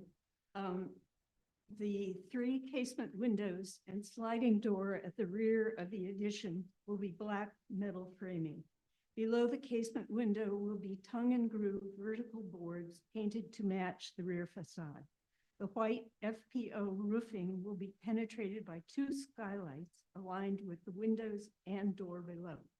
The stairway to the backyard with a steel cable railing will align with the sliding door. A new steel cable railing will be installed at the ground level on the existing retaining wall below the addition. The proposed addition is modest in size and bulk and is compatible with the character of existing extensions within the block and the historic district. PHNDC does not have any objection to this application. Thank you for considering our testimony, and this is from Gib Vicumi, the chairman. Thank you very much. All right, and I'll turn it over to, yes. Here are, for all of the commissioners, leaves from Prospect Place. Lovely. It's peak. Thank you very much. All right, I'll turn it over to Stephen to see if we have any remote participants.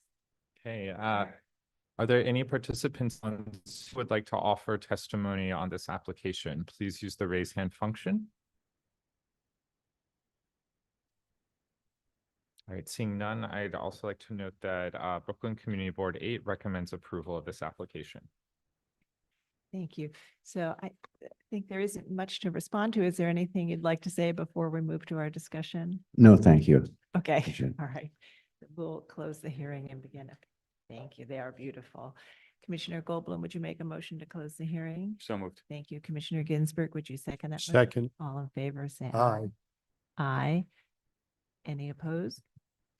Okay, so this is for a rear addition at the parlor level, which would keep the windows and doors intact behind it, although drop the door to meet grade. And it would project 10 feet.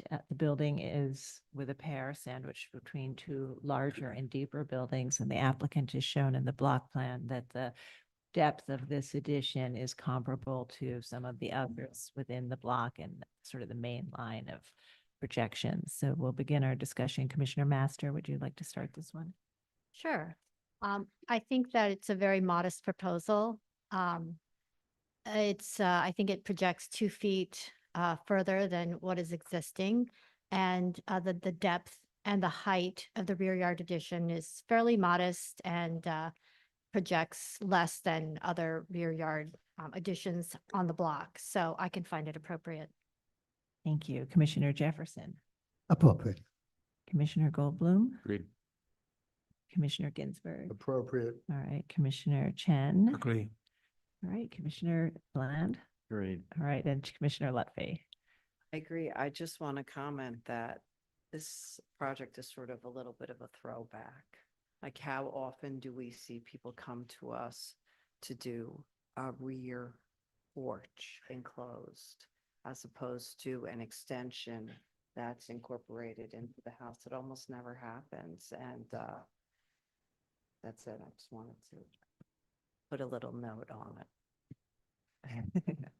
Right, it's evocative of a historic porch, T-porch. Yeah. Okay, thank you. So I think we have a consensus. Commissioner Master, would you make the motion? Sure.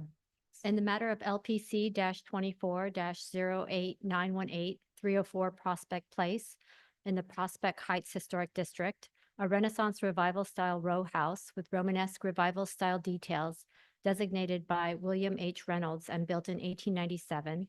The application is to construct a rear yard addition. I note that the building's style, scale, materials, and details are among the features that contribute to the special architectural and historic character of the Prospect Heights Historic District. I recommend approval, finding that the proposed work will not eliminate or damage any significant architectural features, that the rear yard addition will not be visible from any public thoroughfare, that the proposed addition will be in keeping with the depth and height of other rear yard additions found within the block, and therefore will not overwhelm neighboring buildings or diminish the central green space, that the design of the addition will feature an assembly of casement windows and a door with a low base, providing a sense of openness in keeping with porches and decks found within this block, and that the proposed work will not diminish the special architectural and historic character of the Prospect Heights Historic District. Thank you. And Commissioner Lutfi, would you second that motion? Second. Mark, call. Chair Carroll. Oh, John, thank you. Aye. Vice Chair Bland. Commissioner Chen. Aye. Commissioner Ginsburg. Aye. Commissioner Goldblum. Commissioner Jefferson. Aye. Commissioner Lutfi. Commissioner Master. Aye. 8 in favor, none opposed. The motion passes. All right, that's approved. Thank you. Nice to see you. All right, we'll move to the next item. The next item is public hearing item number 5. LPC 25-01542, an application for a certificate of appropriateness in the Borough of Brooklyn, block 5102, lot 112. 2103 Albemarle Terrace in the Albemarle Kenmore Terraces Historic District. A neo-federal style row house designed by Slee and Bryson and built in 1916 to 17. And the application is to legalize the construction of a retaining wall without Landmarks Preservation Commission permits. Start, yeah. Emily Fierro. Sorry. So it's Emily Fierro. Should I just start? Okay. Yeah, so we have, my family's owned this house over since 1985. This is, we've been playing on the dead end block forever. We want to do, can you see it? Yeah, so we already, we started construction on our retaining wall, then realized that we needed landmarks, so we stopped. We can go to the next slide. These are tax photos and the designation photo that we were asked to put into the thing. The house is, I believe, from 1912. Next slide. So that's what it looked like before. It was just kind of ivy and like a slanted thing of dirt. We kind of just wanted to put some structure to it, so we started a retaining wall. And that's what it looks like right now. We did realize there is one, so we would like to keep the retaining wall, you know, pending this conversation. We did notice that I did give the contractor the survey, but he just assumed that the entire lawn belonged to us. And it turns out that then we had a surveyor come and there's 9 inches. It's 9 inches of that front garden in front of my house actually belongs to the neighbor. So if we do whatever, we'll move it over the 9 inches. Next slide. So this is our proposed stone. We would like to do a stone veneer. Right now it's actually cinder block. We wanted to do a stone, like a kind of vintagey looking stone veneer that kind of matches the look, that we thought looked appropriate for the neighborhood. The pictures next door, I think that's the original Erasmus building that has stone base, and that's the First Reformation Church that they just restored, and it also has like a stone base. So we thought it was kind of keeping in nature of the neighborhood. Next slide. That is, so I had a 3D rendering done to kind of see kind of what we would do. We would, we know that we would likely do like less of a return on the right side because that's more matching on the other, our neighbors. The height also I know is an issue. I know everyone has like shorter walls. The way the block works is that the block, like we have 3 steps. By the time you get to the end of the block, it's 2 short steps. So people's entryways actually go down too. So I do think it is relationship wise, the right height, but again, up to you guys. But that's what we're proposing. So we wanted to do I think it's Shrewsbury natural stone veneer with some sort of topper. Next slide. Those are proposed materials. So I believe those are like limestone details. So we thought of a limestone topper. And so that slate in the middle, that slate is really common in our neighborhood. Either people have it in their backyards or they have it in their front yards. And we thought that the Shrewsbury color kind of brought together like all of that slate that seems to be really like an ongoing theme in the neighborhood or on our 2 blocks. Next slide. So this is the height. This is Landmarks provided this. They measured all the different kinds of retaining walls on the block. Some people just have stone. Some people have actual walls. So that's just the measurements if you guys wanted to take a look at it. And if not, I'm ready for the next one. So those are some of so right across the street has a wall that's approximately similar height to the wall we're proposing. That's still actually the one at the end of the block. You can see their stairs are much shorter. So the height above their stairs is actually higher than I think ours is. But that's just some things on our block. I think the next slide has more. Oh, that just kind of shows like so I'm trying to show that there's all different kinds. So that one actually, I think probably didn't get landmarks, but it does exist. That black one with the fence. So everyone kind of has a varying, varying stuff in front of their houses. And that's just a picture of the block. Next slide. That shows like some variations. And do you know that I think brick does generally get, agree to or whatever. I am proposing to not do brick based on my personal opinion of being on the block. I do like every brick that the people use, they don't match the house and they don't match each other. And I just don't like how it looks personally. So that's why I'm proposing the stone. And then next.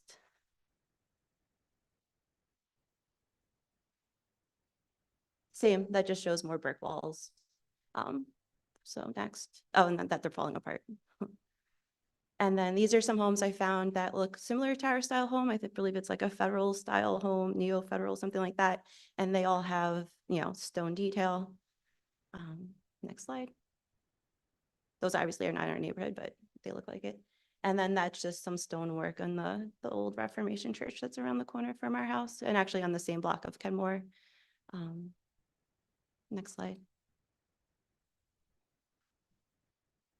That's just a bigger picture of the stone that we're proposing and showing that it matches that old school building at Erasmus.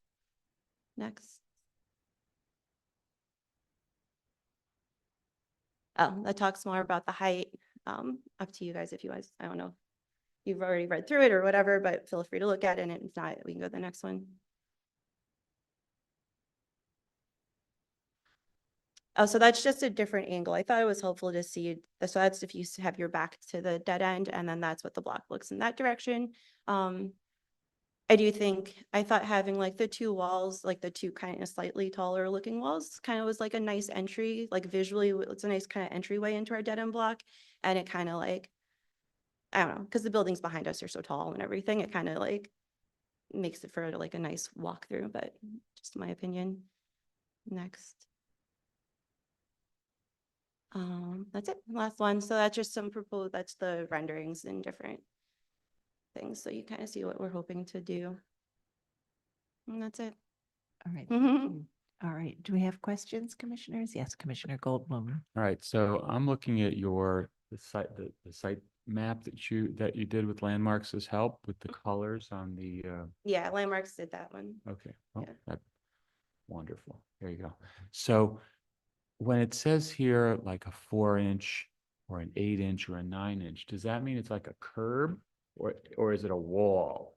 That's, like, is it just a bunch of bricks stuck in the edge, just Hi, kind of- LPC staff Winnie here will respond to that because I did the survey. Okay. So a lot of the lower one are either just like cobblestone curbing that marks the edge of the perimeter, or it's actually cascading like rubble stone that marks the end of the areaway.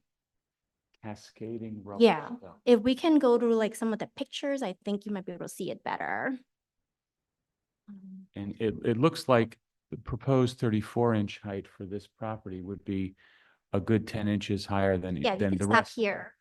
Okay. I see. Okay. Okay, great. So that's kind of the ones that are in green, more or less. Oh, yeah, yeah. Okay. And so it looks like the one you're asking for here is 34 inches tall, which is noticeably taller than pretty much any of the other ones on the block. Even. Yeah. Why is that okay?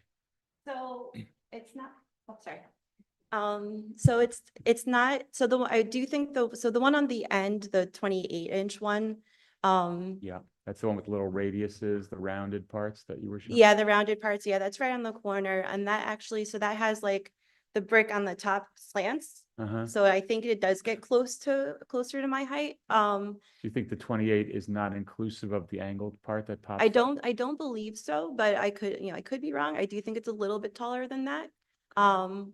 And also I would bring into like the fact that the entries do go. So like the one at the end, even though the one at the end is 24 inches high, it's actually a foot taller than its stairway. Like the entry with, the cement entryway into the house. Where at mine, I think is about maybe 6 inches taller than my walkway. So like proportionately to the property, like not from the sidewalk, it's taller, but to the existing property, it's actually relationship wise equivalent. Okay, So, thanks. but I mean, again, we're obviously open to whatever you guys decide, but that's just our thought process. All right. Any other questions? All right, we'll see if we have public testimony and we'll Sure, come thank back you. to you. All right, I'll note that there's no one in the hearing room to speak on this item, so I will turn it over to Stephen Thompson to see if we have any remote participants. Thank you, Chair Carroll. If any remote participants would like to offer testimony, please use the raise hand function. I see we have Historic Districts Council. I'll be promoting you to panelists, after which you can unmute yourself and offer up to 3 minutes of testimony.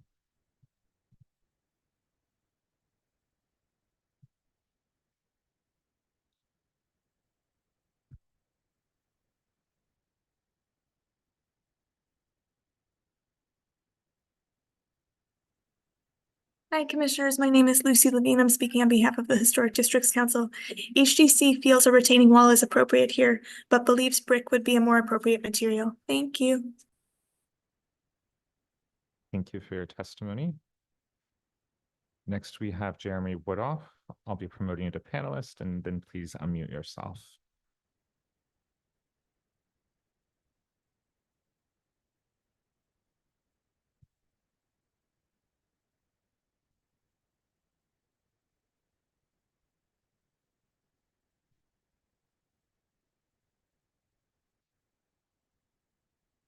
Good morning, Commissioners. Jeremy Woodoff for the Victorian Society, New York. The Victorian Society has no objection to the construction of a retaining wall adjacent to the public sidewalk at 2103 Albemarle. This sort of low wall is an unobtrusive addition to the streetscape and has been approved at other historic districts. However, we do not believe that stone is an appropriate material for a retaining wall in this district. 80% of retaining walls in the district are of red brick to match the houses. Some existed before designation and some were added since, including at least one approved in a staff level permit. The two examples of stone-clad buildings which the applicant has provided as inspiration for their choice of materials are the Dutch Reformed Church and original Erasmus High School. These buildings, which are over 200 years old, were there long before these row houses were built, but the stone was obviously not an inspiration for the house's architects. Because red brick is the predominant material used in these historic buildings, and because it is also the predominant material used for the existing retaining walls, we strongly urge the Commission to require the use of red brick with stone copings for this wall. And I'd like to add, after listening to the presentation, that the red brick should match the brick of the house. And also, I believe that the wall should be lowered, as the original concept for this street was that there would be no barriers between the houses and the public sidewalk. So I think that a lower wall would be a much better choice. Thank you.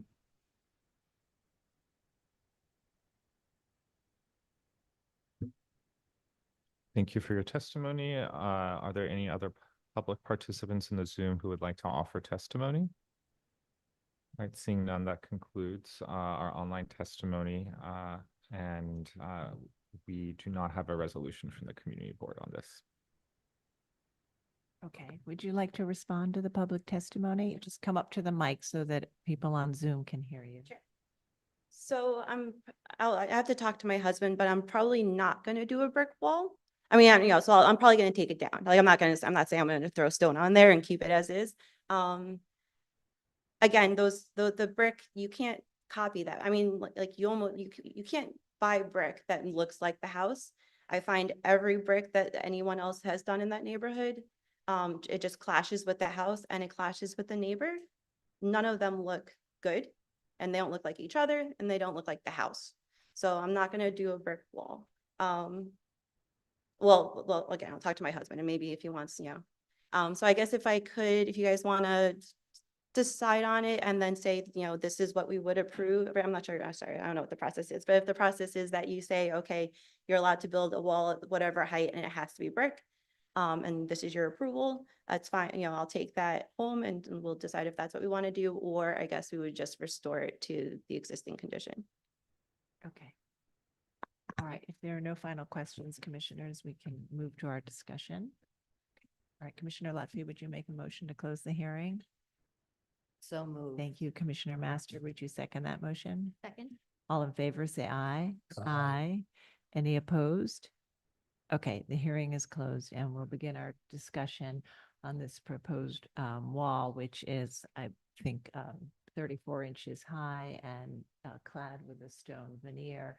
And as we've seen in the survey and heard from the applicant and the testimony, that there are other walls, including brick retaining walls that have been approved by this commission, but they are lower in height, and then historically there were no barriers. So I think the commission has taken steps to approve a low brick retaining wall, but that's at the maximum of 24 inches.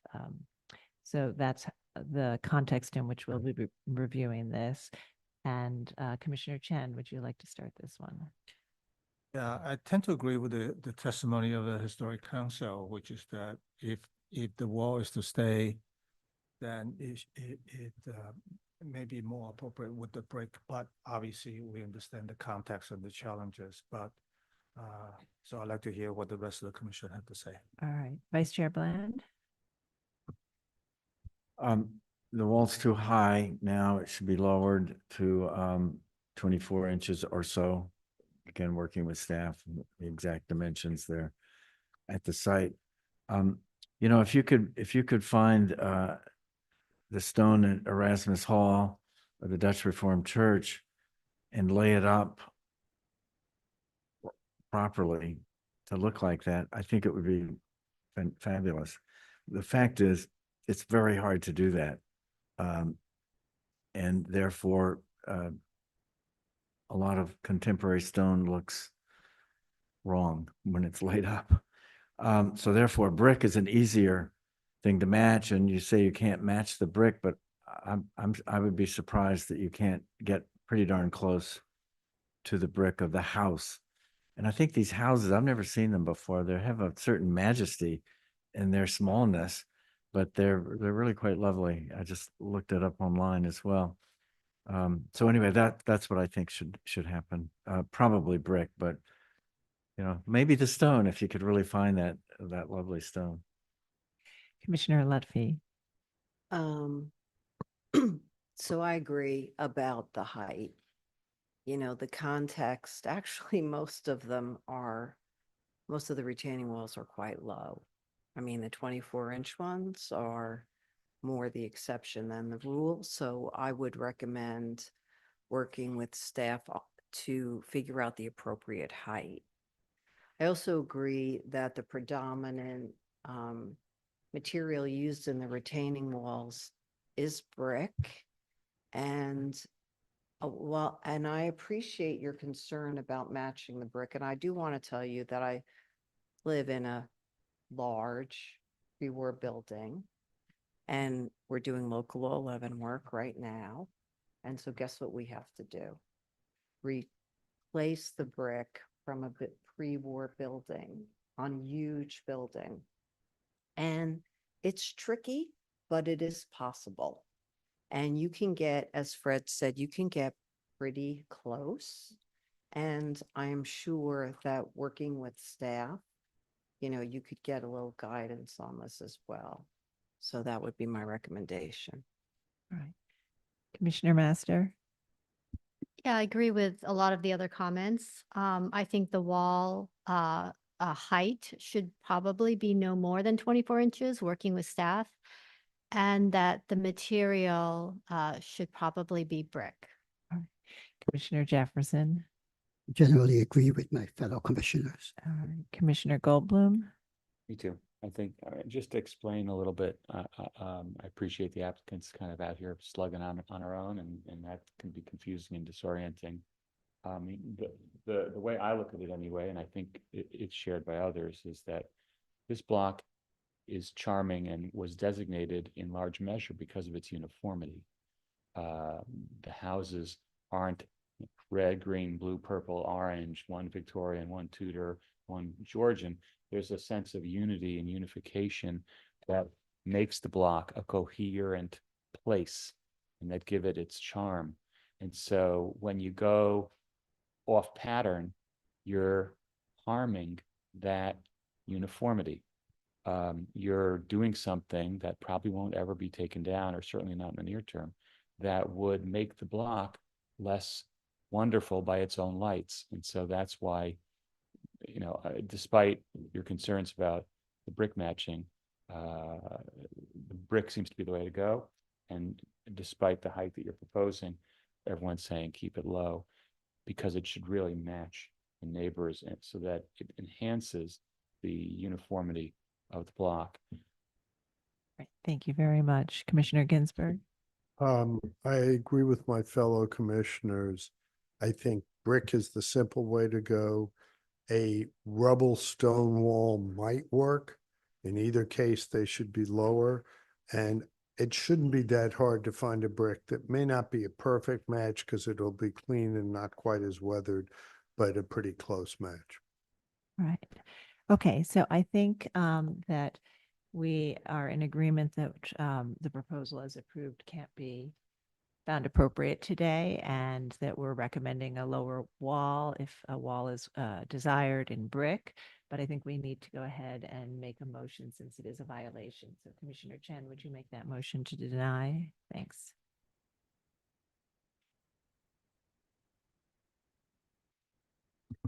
In the matter of LPC 25-01542, 2103 Albemarle Terrace in the historic district. The application is to legalize the construction of retaining wall without Landmarks Preservation Commission permits. Noting the building's style, scale, material, and details among the features that contribute to the architectural and historic character of the Albemarle Kenmore Terraces Historic District.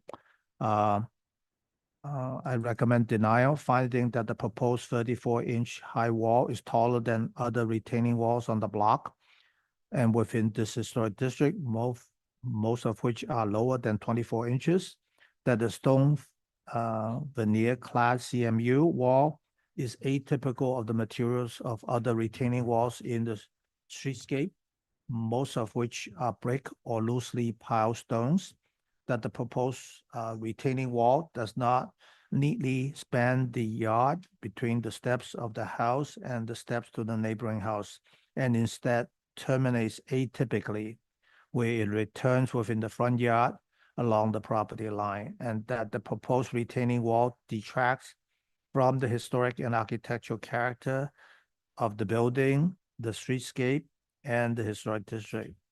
I further recommend that the applicant lower the height of the built wall, change the cladding to brick or loosely piled stones, and extend the wall between the two steps if feasible, without extending curbing up the yard along the property line.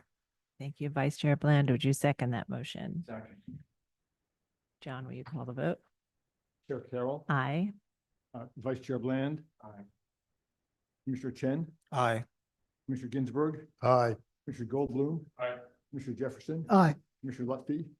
Commissioner Master. Aye. 8 in favor, none opposed. The motion passes. All right.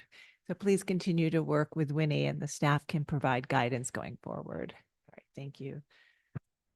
We'll move to the next item. It's public hearing item number 6, LPC 24-11663. This is an application for a certificate of appropriateness in the Borough of Queens, Block 8048, Lot 52, 351 Hollywood Avenue in the Douglaston Historic District. This is a colonial revival style house designed by Harold Padden and built in 1925. And the application is to legalize construction of an addition and site work in non-compliance with certificate of appropriateness 19-18783. Good morning, Commissioners. Lisa Schaefer, Preservation Staff. The application for 351 Hollywood Avenue involves legalizing 2 items that were completed in noncompliance with a certificate of appropriateness, which included adding a 2nd story onto an existing 1-story garage, which is behind the tree there, as well as constructing a new garage and paving the new driveway and side yard. Also, a front lot line retaining wall was reconstructed without a permit. Next, please.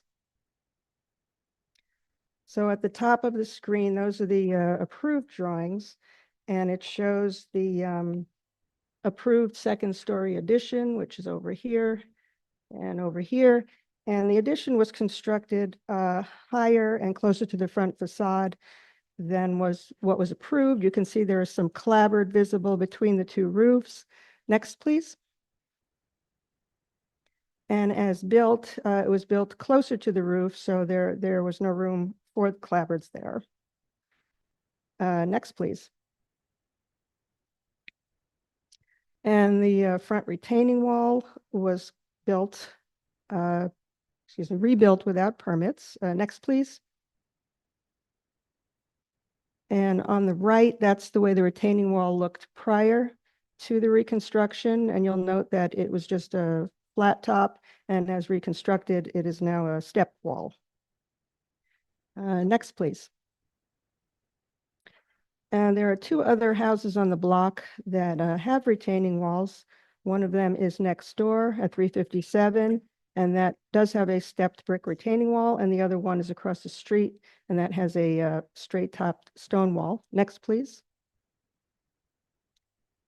And that's just showing the stone wall up close. Next, please. And that's the next door neighbor stepped brick wall. Next, please. And these are some examples of other houses within the district that have stepped retaining walls. Next slide. So there's one on Arley Road on a non-contributing house. Next, please. And that's another one on Oak Lane. Next, please. And one more on Oak Lane. Next slide. And the driveway and side yard paving was approved as beige tinted concrete. The existing red concrete pavers that were installed don't comply with the Douglaston Master Plan, which only allows for the use of materials traditionally found throughout the district. Next. And that's just a close-up of the paving. Next.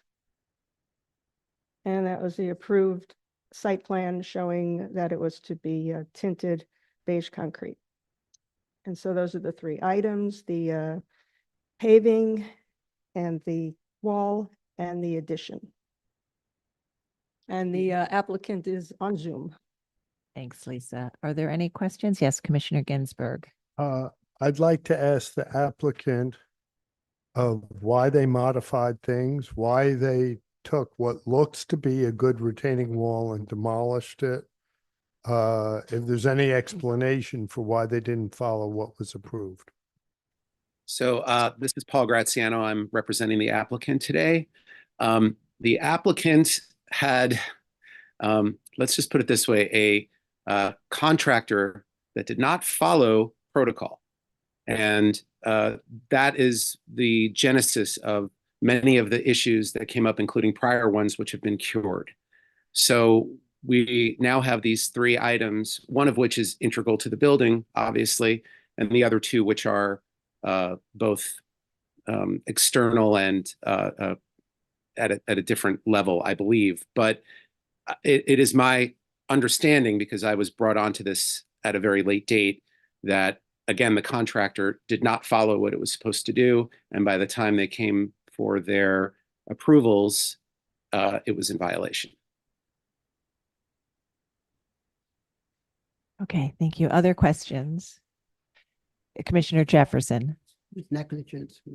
Well, he's saying that the contractor didn't follow the approved drawings. The contractor didn't get a penalty of some sort. So, well, the way our enforcement system works is the violation is goes to the property owner, who is ultimately responsible. Okay, thanks. Yes, Commissioner Ginsburg.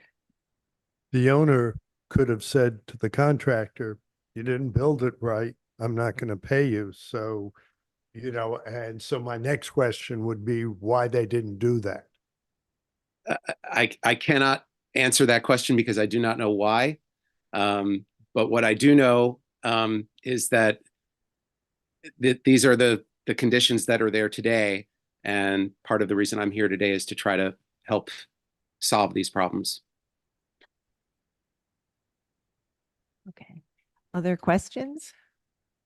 All right, we're going to move to testimony, and I'll note that there is no one in the hearing room to speak on this item, so I will turn it over to Stephen Thompson to see if we have any remote participants.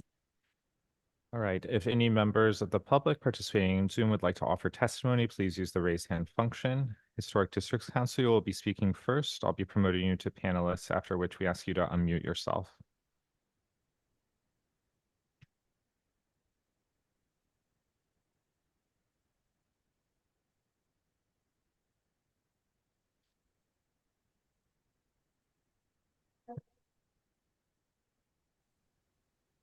Hi, Commissioners. My name is Lucy Levine. I'm speaking on behalf of the Historic Districts Council.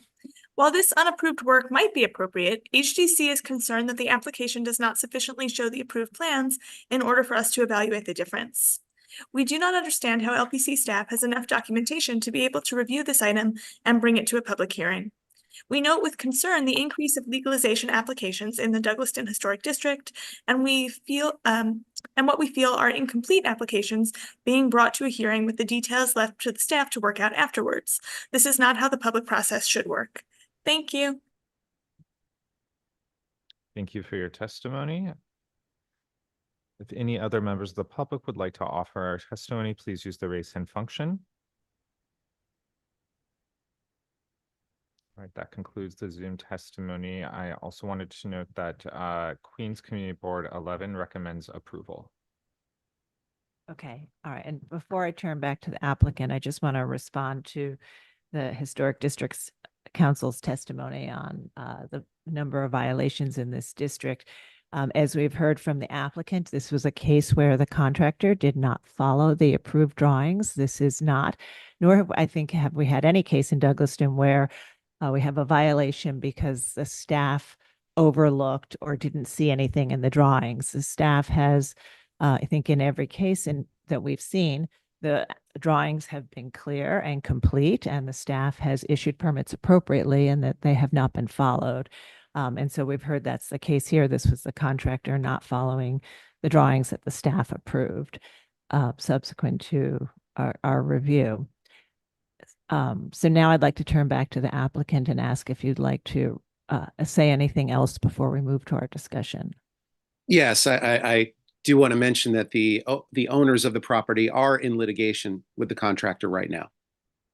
That is, again, it doesn't really solve the problem, but clearly when I was brought in on this about a year ago, when this all started, my first reaction, and for those of you who don't know, I'm a historic preservation professional, but I don't really get involved in this portion of the process. I'm the one writing designation reports and National Register reports. So when I saw the work that had been done, I was pretty upset and horrified that this had happened. And I said to the applicants, you know, this is what you need to do, and I'll help you get through that process. From the opinion as a professional, you know, I completely support the staff position. There are mitigation factors. I do believe that there are other examples of stepped walls. I find it, you know, difficult that the contractor did that without permits. That was something that was concerning to me.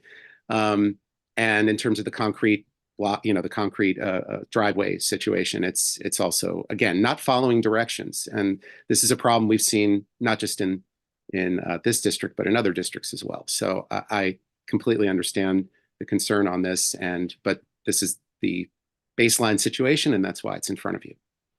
All right, thank you. And I do want to know, we have seen a number of violations in this particular district, and we have enhanced our outreach. We just actually were there doing an educational session for property owners, I think a week ago. So we have been really trying to do very targeted outreach to educate the property owners about their responsibilities in a historic district. Commissioners, are there any final questions? Okay, so let's close the hearing and begin our discussion. Vice Chair Bland, would you make a motion to close the hearing?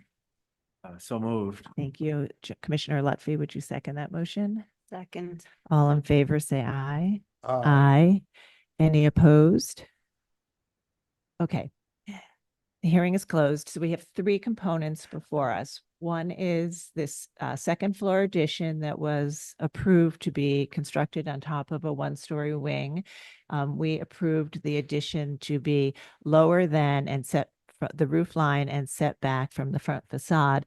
The addition as built is slightly taller and slightly forward, but it does still lie below the roof line of the main house, and it is still set back from the front facade of the main house. And so I think that the intent of that approval is maintained.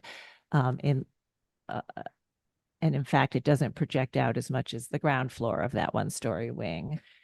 And then the other two components are site components. One is replacing the retaining wall with a stepped retaining wall, and replacing the driveway paving in a color that the staff is not authorized to approve.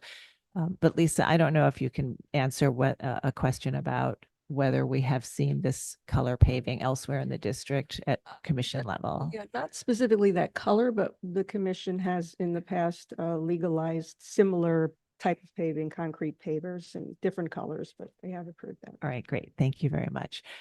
All right, so we'll begin our discussion on these three components. Commissioner Goldblum, would you like to start this one?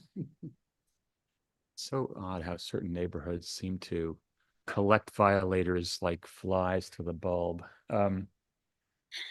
I think that the second floor addition is acceptable. I think the stepped wall is acceptable. I think that the pavers are a bit problematic. I mean, I think they're trying to look like bricks, which might have been okay, real bricks, but they have an odd color to them. I could go along with it if everyone else did, but the only thing that really bothers me about it is the pavers. Okay. Commissioner Ginsburg? I agree with Commissioner Goldblum, but I would just add, I'd look at something on the roof of that addition, between the roof of the addition and the roof of the existing to probably differentiate it more. Potentially a darker reveal or something to that effect. I think the retaining wall is all right and the driveway should be redone. Yeah. Right. So I think Commissioner Goldblum, you didn't love it, but you said you could go along. Okay.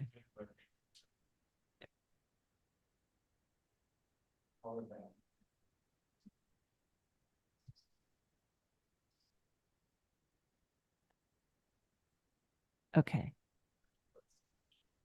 I'd add there may be a coating one could put on it to change the color to make it look better, although I've others seen are that done. I've seen that done. You have to redo it every 5 years. Right. It's tough. Okay. Commissioner Chen? I'm, this is one of those that you wish the contractor has done the right thing or it's done properly. Starting with the roof, I think even with not complying, not directly exactly, but I think is close enough. So I agree with Michael and Commissioner Ginsburg about that. The roof is acceptable. My main issue is with the pavers. I think the pavers I think if indeed we have approved of the similar ones and the rest of the commission deem is acceptable, then I'll go along with it. But let's see what others have to say. Vice Chair Bland?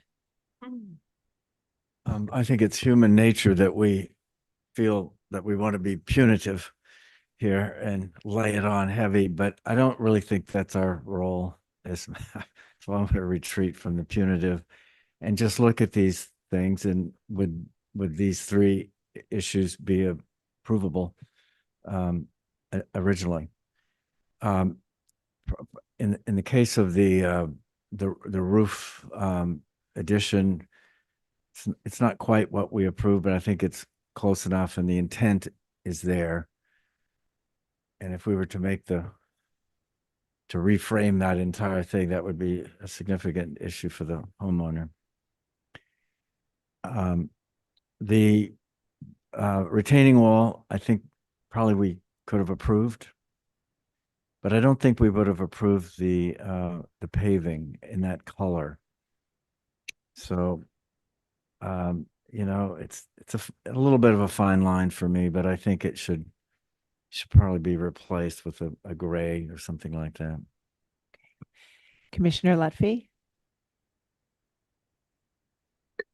I really, sometimes I really hate approving these things because then we accept into the world of approved projects, things that we wouldn't have approved. And then applicants come back to us and say, oh, but you approved this, even if it was an approval that we did because there was an illegal, the project wasn't done as approved. So I do think, though, we do try to have our standard be, would we have approved this if we were seeing it for the first time? Okay. Sometimes I think we're a little flexible, but I think we generally try to make that our standard. Anyway, we approved something else here. So I happen to agree with my fellow commissioners that the roof line issue is close enough. It doesn't really it's not a big change. I happen to think in terms of the retaining wall, that even though there are other stepped retaining walls here, that the before and after photos are dramatically different, and how you perceive the house visually and the garden from, you know, stepping back is, it's just not, I don't think it works as well together. And I also agree that we probably would not have approved the driveway pavers in that color. All right, thank you. Commissioner Master? I think that the retaining wall is fine. I think that the roof addition is fine. In terms of the pavers, although not ideal, I think I could find it appropriate, mostly because I think community board was okay with it. So I would be okay with it. If they want to work with staff and put a coating on it, even if it only lasted 5 years and they could recoat it, I think I'd be okay with that solution as well. But I can probably find this appropriate as presented. All right, thank you. Commissioner Jefferson? The roof is fine. The retaining wall is fine. I could accept it. And the driveway, there's so much of this paving that I would go with my fellow commissioners and their opinion on that. Okay. All right, so I think we'll have to make a motion to approve the addition and the retaining wall and find that the color of the paving, because there is so much of it, detracts from the streetscape and site, and that they work with the staff to replace it in an appropriate color. Got it. Regarding 351 Hollywood Avenue in the Douglaston Historic District, the application, all right, is to legalize construction of an addition and site work in non-compliance with C of A 19-18-783. I note that the building's style, scale, materials, and details are among the features that contribute to the special architectural character and historic character of the Douglaston Historic District. I recommend approval with modifications, finding that the roof as constructed is lower than the roof of the historic house, set back from the front facade, thereby maintaining a subordinate relationship to the house. That the concrete pavers installed in the driveway slate relate harmoniously to the let's skip that. That the red brick retaining wall is well scaled to the site. Step profile of the wall does not call undue attention to itself. The driveway, right. And however, I suggest that the applicant work with staff to change the colors of the pavers, which do not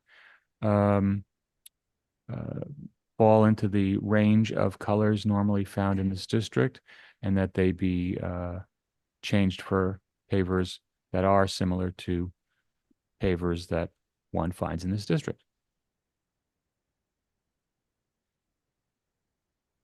All right, thank you. And Commissioner Jefferson, would you second that motion? No second. Thank you. John, will you call the vote? Chair Carroll, Aye. Vice Chair Bland. Aye. Commissioner Chen, Aye. Commissioner Ginsburg, Aye. Commissioner Goldblum. Aye. Commissioner Jefferson, Aye. Commissioner Lutfi, Aye. Commissioner Master. Aye. Motion is approved 8-0. Okay, thank you. So please continue to work with the staff on that one. And we're going to now move ahead to an you. afternoon item, which we're going to move ahead and do now, since we're ahead of schedule. We're going to bring public hearing item number 7 up now. That's LPC 25-03345, an application for a certificate of appropriateness in the Borough of Manhattan, Block 473, Lot 51, 138 Grand Street in the Soho Cast Iron Historic District Extension. This is a second Empire-style warehouse building designed by William Field and Son and built in 1869. The application is to install a barrier-free access ramp. Good morning, Commissioners. Lacey Williams, Preservation Staff. Next. The item before you is for 138 Grand Street, located on the southwest corner of Grand Street and Crosby Street in the Soho Cast Iron Historic District Extension. Next. Next. The application is to install a barrier-free access ramp, replacing this temporary ramp at the residential entry. It will be constructed of galvanized steel bar grating and handrails. Next. Next. Due to the constraints of the locations of the adjacent entries, the proposed ramp will use a switchback design with 2 landings. Next. Next. The ramp will be tack welded to the existing diamond plate platform. It will not impact any underlying vault lights, and there will be no attachments or penetrations of the granite sidewalk paving. And the applicant is available to answer any questions. Thank you. We have any questions?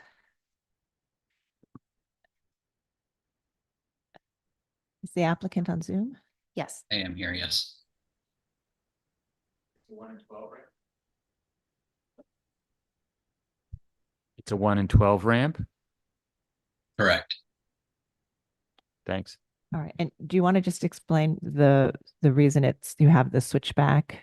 Because I think if you go straight, you interfere with access further down the building, correct? Correct. If you go back to the elevation slide, the 138 entrance is the residential entrance, and it's 21 inches above sidewalk level. The 140 entrance is the entrance to the Peter Freeman Gallery, and they would very much like us to steer clear of impinging on the entrance as much as possible. All right, thank you. Any other questions? All right. We'll move to public testimony, and I'll note that there is no one in the hearing room now, but I'll turn it over to Stephen to see if our remote participants are here. Thank you, Chair Carroll. If there are any attendees on Zoom who would like to offer testimony, please use the raise hand function.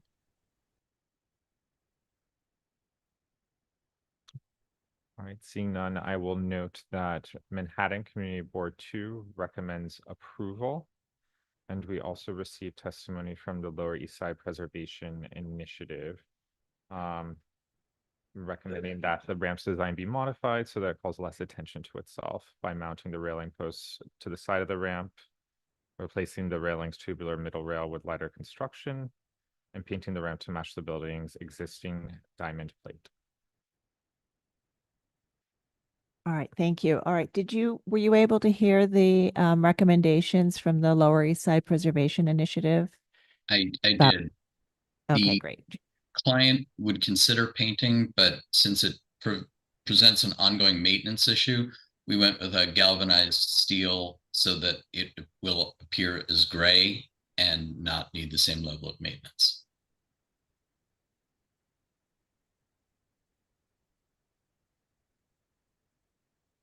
All right, so sorry, you were keeping it a gray color, a galvanized steel to match. To pick up the gray of the existing building and the existing diamond plate, but to eliminate the maintenance requirement Okay. posed by All right, painting. thank you. I did hear something about the railings, but I wasn't sure if there was a request to change the design. Okay, yeah, I can reread that. Lesby recommends replacing the railing's tubular middle rail with lighter construction if possible, such as the cable shown in the presentation's image of the ramp at 27 Howard Street. Yeah, we would not like to put in a cable railing.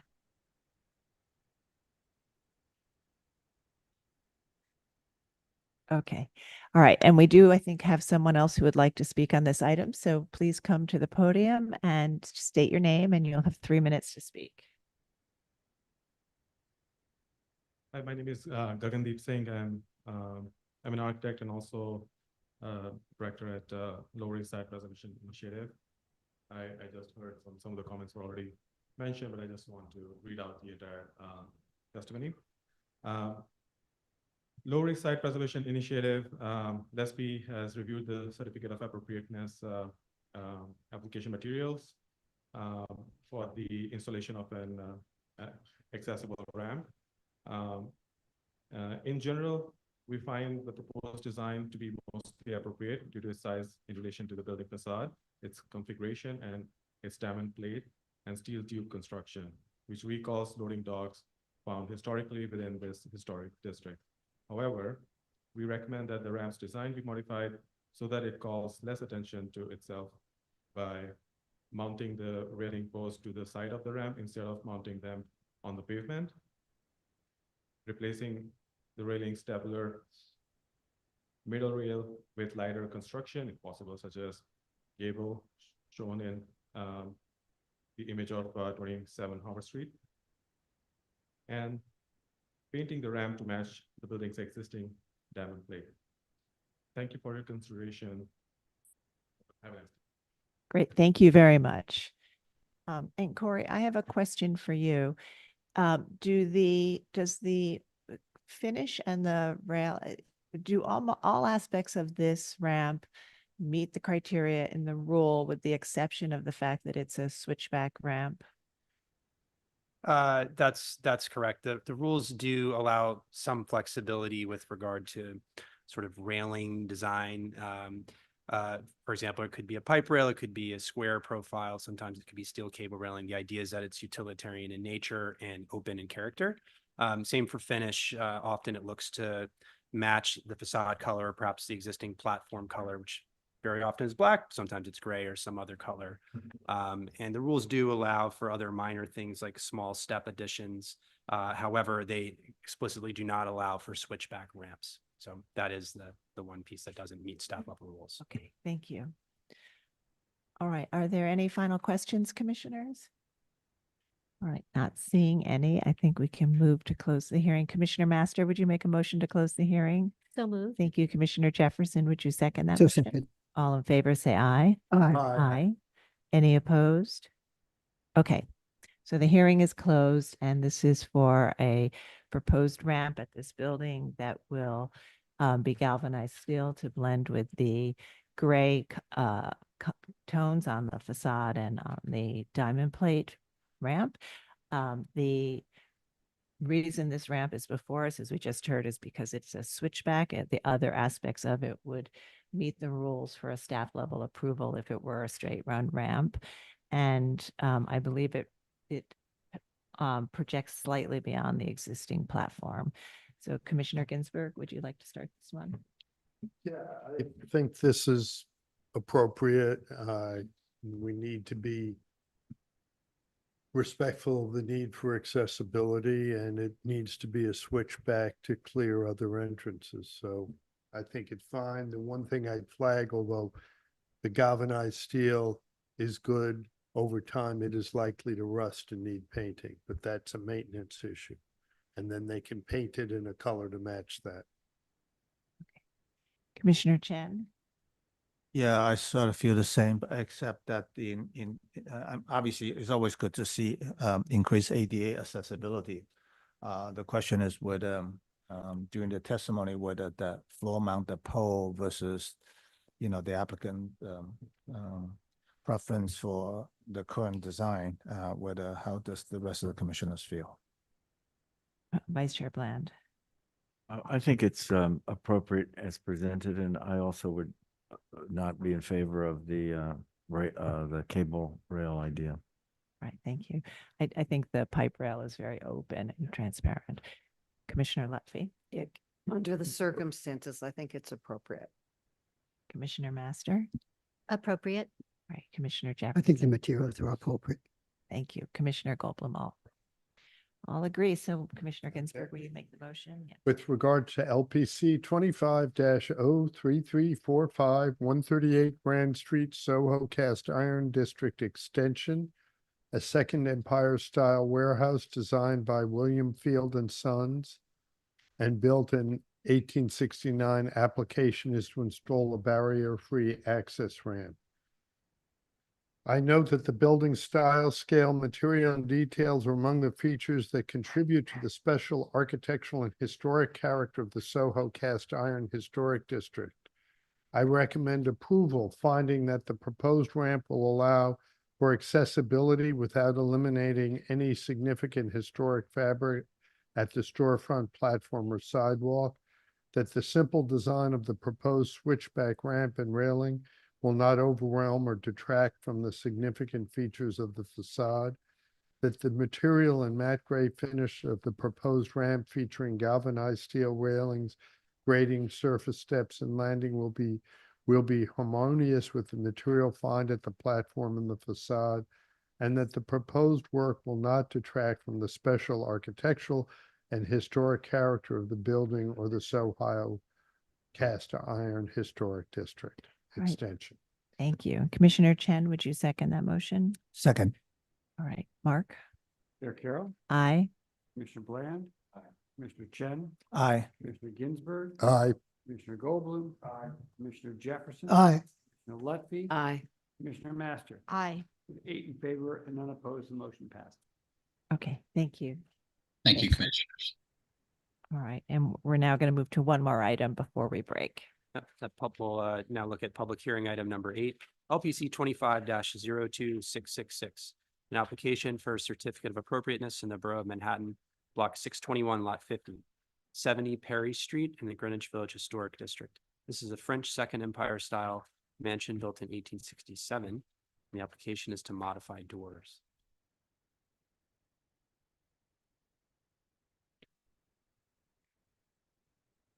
Good afternoon, everyone. My name is Gagandeep Singh, and I'm an architect from Studio Castellano Architects.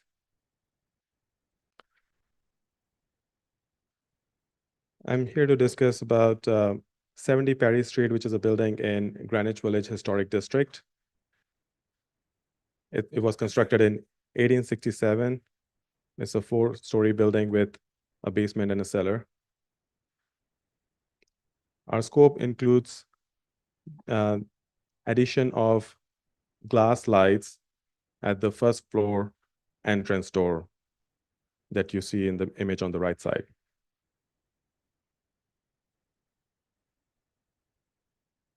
Next slide, please.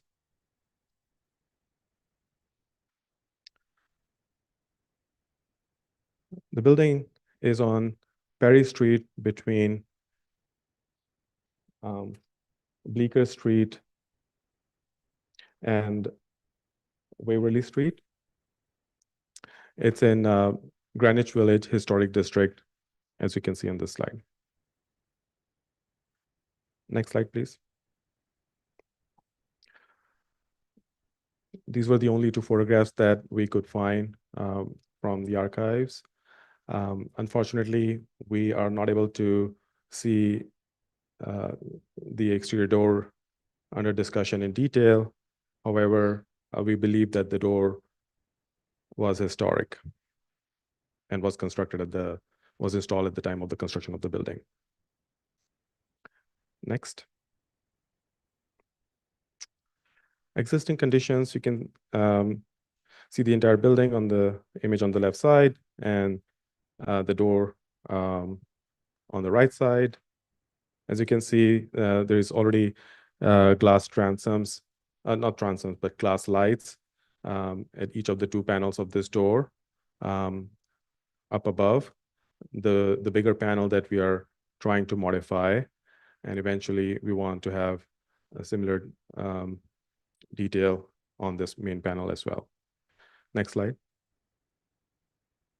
More images of existing conditions. You can see on the image on the left side that there is another pair of doors right inside of these doors. And those doors do have glass lights with a frosted finish on it. Installing glass lights on this exterior pair of doors will bring more light in, but it will also provide more safety to the building owners, as they will be able to see who is outside before opening the door. Next slide. Building elevations, existing and proposed. You can see the door under consideration here. Next slide. Enlarged elevations. There's a thin red line on the existing elevation on the left side, indicating where that panel will be removed. And we will be keeping the molding on the outside of that panel. Next slide. Looking at it in section, you can see the panel that is getting removed and a glass panel of the same size getting installed in its place. Next slide. Here's a section detail showing the exterior molding, which we are going to preserve when we'll remove the wooden panel. We'll remove the interior molding in order to remove that carefully without disturbing the exterior molding. And we'll install the glass panel and we'll install new interior molding and we'll match the finish with the interior door finish. Next slide. There are multiple examples in the neighborhood with entrance doors with glass lights like we have proposed. These are 4 examples from the same street. Next slide. Here is a rendering on the right side of how this door will look once we do these modifications. Thank you. Thank you very much. Do we have questions, commissioners? Commissioner Jefferson? Oh, no, did you have a question? That's what it was. Okay. All right. Not seeing any questions. We'll move to public testimony and be back. And I'll note that there is no one in the hearing room to speak on this item. So I will turn it over to Stephen to see if we have any remote participants. If there are any remote participants who would like to testify, please use the raise hand function. I will promote you to panelist. Chloe Gregoire from Village Preservation. I will be promoting you to panelists, after which we ask you to unmute yourself and you will have 3 minutes to speak. Okay.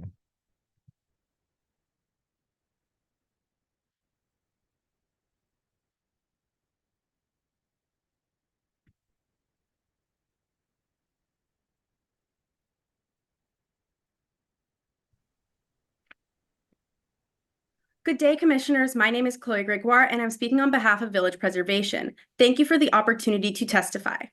Village Preservation finds it inappropriate to alter these wood doors, which are historic, if not original to the house. We think the existing wood panels should be retained or repaired in kind if necessary, but not replaced with glass. Thank you.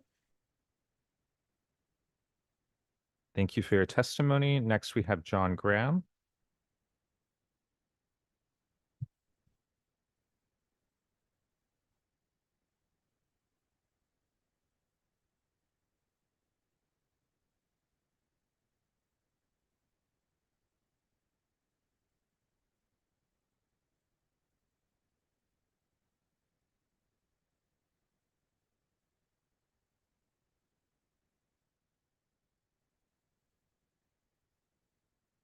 John Graham, if you could please accept the request to be promoted to panelist and unmute yourself. Good afternoon, Commissioners. John Graham for the Victorian Society in New York. We might not have testified on this application, but we are moved to do so after contemplating the perfection of this facade and its gorgeous round arch doorway. We were tempted to say it shouldn't be touched. However, the proposal's careful detailing finally persuaded us that the change will be appropriate and will not diminish the quality of the entrance doors. We suggest 2 things. One is to consider beveled glass, which would maintain the sense of the raised wood panels being removed. The other is to be sure that the wood panels are removed intact and stored in case there is a desire in the future to restore the doors to their original condition. Finally, it would be nice if the pair of light sconces currently there were replaced with something more discreet. Thank you, Commissioners. Thank you for your testimony. If there are any other members of the public on Zoom who would like to offer testimony, please use the raise hand function. All right, seeing none, I will note that Manhattan Community Board 2 recommends approval. All right, thank you. Would you like to respond to the testimony we've heard? We've heard some concerns about removing the panels and then some about suggesting a different way to do it.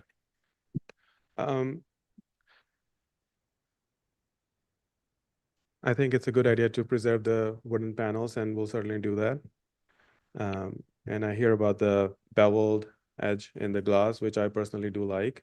And I will pass on the message to the building owner, and hopefully they accept to make that modification as well. I'm forgetting the third point. Yeah. I think Village Preservation just didn't support it Right, at all. right. Okay. All right, commissioners, any final questions on this? Okay, we're going to move to our discussion. Thank you. Commissioner Chen, would you make a motion to close the hearing? So moved. Thank you. Commissioner Bland, would you second that motion? All in favor, say aye. Aye. Any opposed? All right, hearing is closed. And this is an application to replace the panels and exterior molding with glazing. And the applicant has said that they would keep the panels and save them in storage, and would consider also a beveled glass. So Commissioner Master, would you like to start this one? Sure. I think that this is a very modest proposal and I can find it appropriate. I think it's important because it does allow light into the space and it's also a security issue. And I think they did a wonderful job in just keeping the door and just replacing the glass panels. Thank you. Commissioner Jefferson. Technically well done. All right. Commissioner Goldblum. Agreed, appropriate. All right. Appropriate. Okay. Commissioner Chen. Yeah, I just had to thank John Graham for those excellent suggestions. Commissioner Bland. I just want to say that when we bought our brownstone in 1980, it had and has beveled glass, full height, and we were panicked that it was a safety problem. Somebody could just throw a stone through it. So this owner wants to reverse it from what we thought. Of course, we've never had a problem with it either, and it's filled with light. But nonetheless, I'm just chuckling at these things. I can support it. Again, John Graham's testimony, I think, was spot on. And because of the detail of the way what's being retained, and then keeping it on site, if it ever wants to be reversed, I think is all good. So very elegantly done. Okay. And Commissioner Lutfi. It's appropriate. Okay. All right, Commissioner Master, would you make a motion to approve it? Sure. In the matter of LPC 25-02666, 70 Perry Street, Greenwich Village Historic District, a French Second Empire style mansion built in 1867. Application is to modify doors.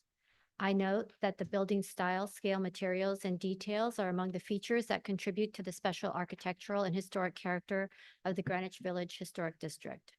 I recommend approval, finding that the historic wood doors will be retained and the replacement of the two raised panels with clear glazing will not eliminate any unique or finely crafted features of the doors or significantly affect the appearance of solidity. That the house is not part of a row of houses with identical solid doors, and the alterations will be consistent with other paired doors found at houses within the streetscape, and that the work will not detract from the special architectural and historic character of the building or the historic district.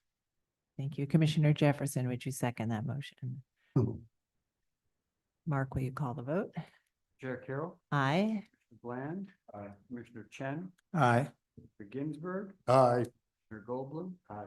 Commissioner Jefferson. Aye. Commissioner Lutfi. Aye. Commissioner Master. Aye. With 8 in favor and none opposed, the motion passes. All right, that's approved. Thank you. And we're now going to break for lunch and we will resume at 1 o'clock with public hearing item number 9. So we'll ask all remote participants to voluntarily exit the Zoom meeting at this time so that you don't have any technical difficulties should you wish to return that might arise if we remove you. And we'll see everybody at 1 o'clock.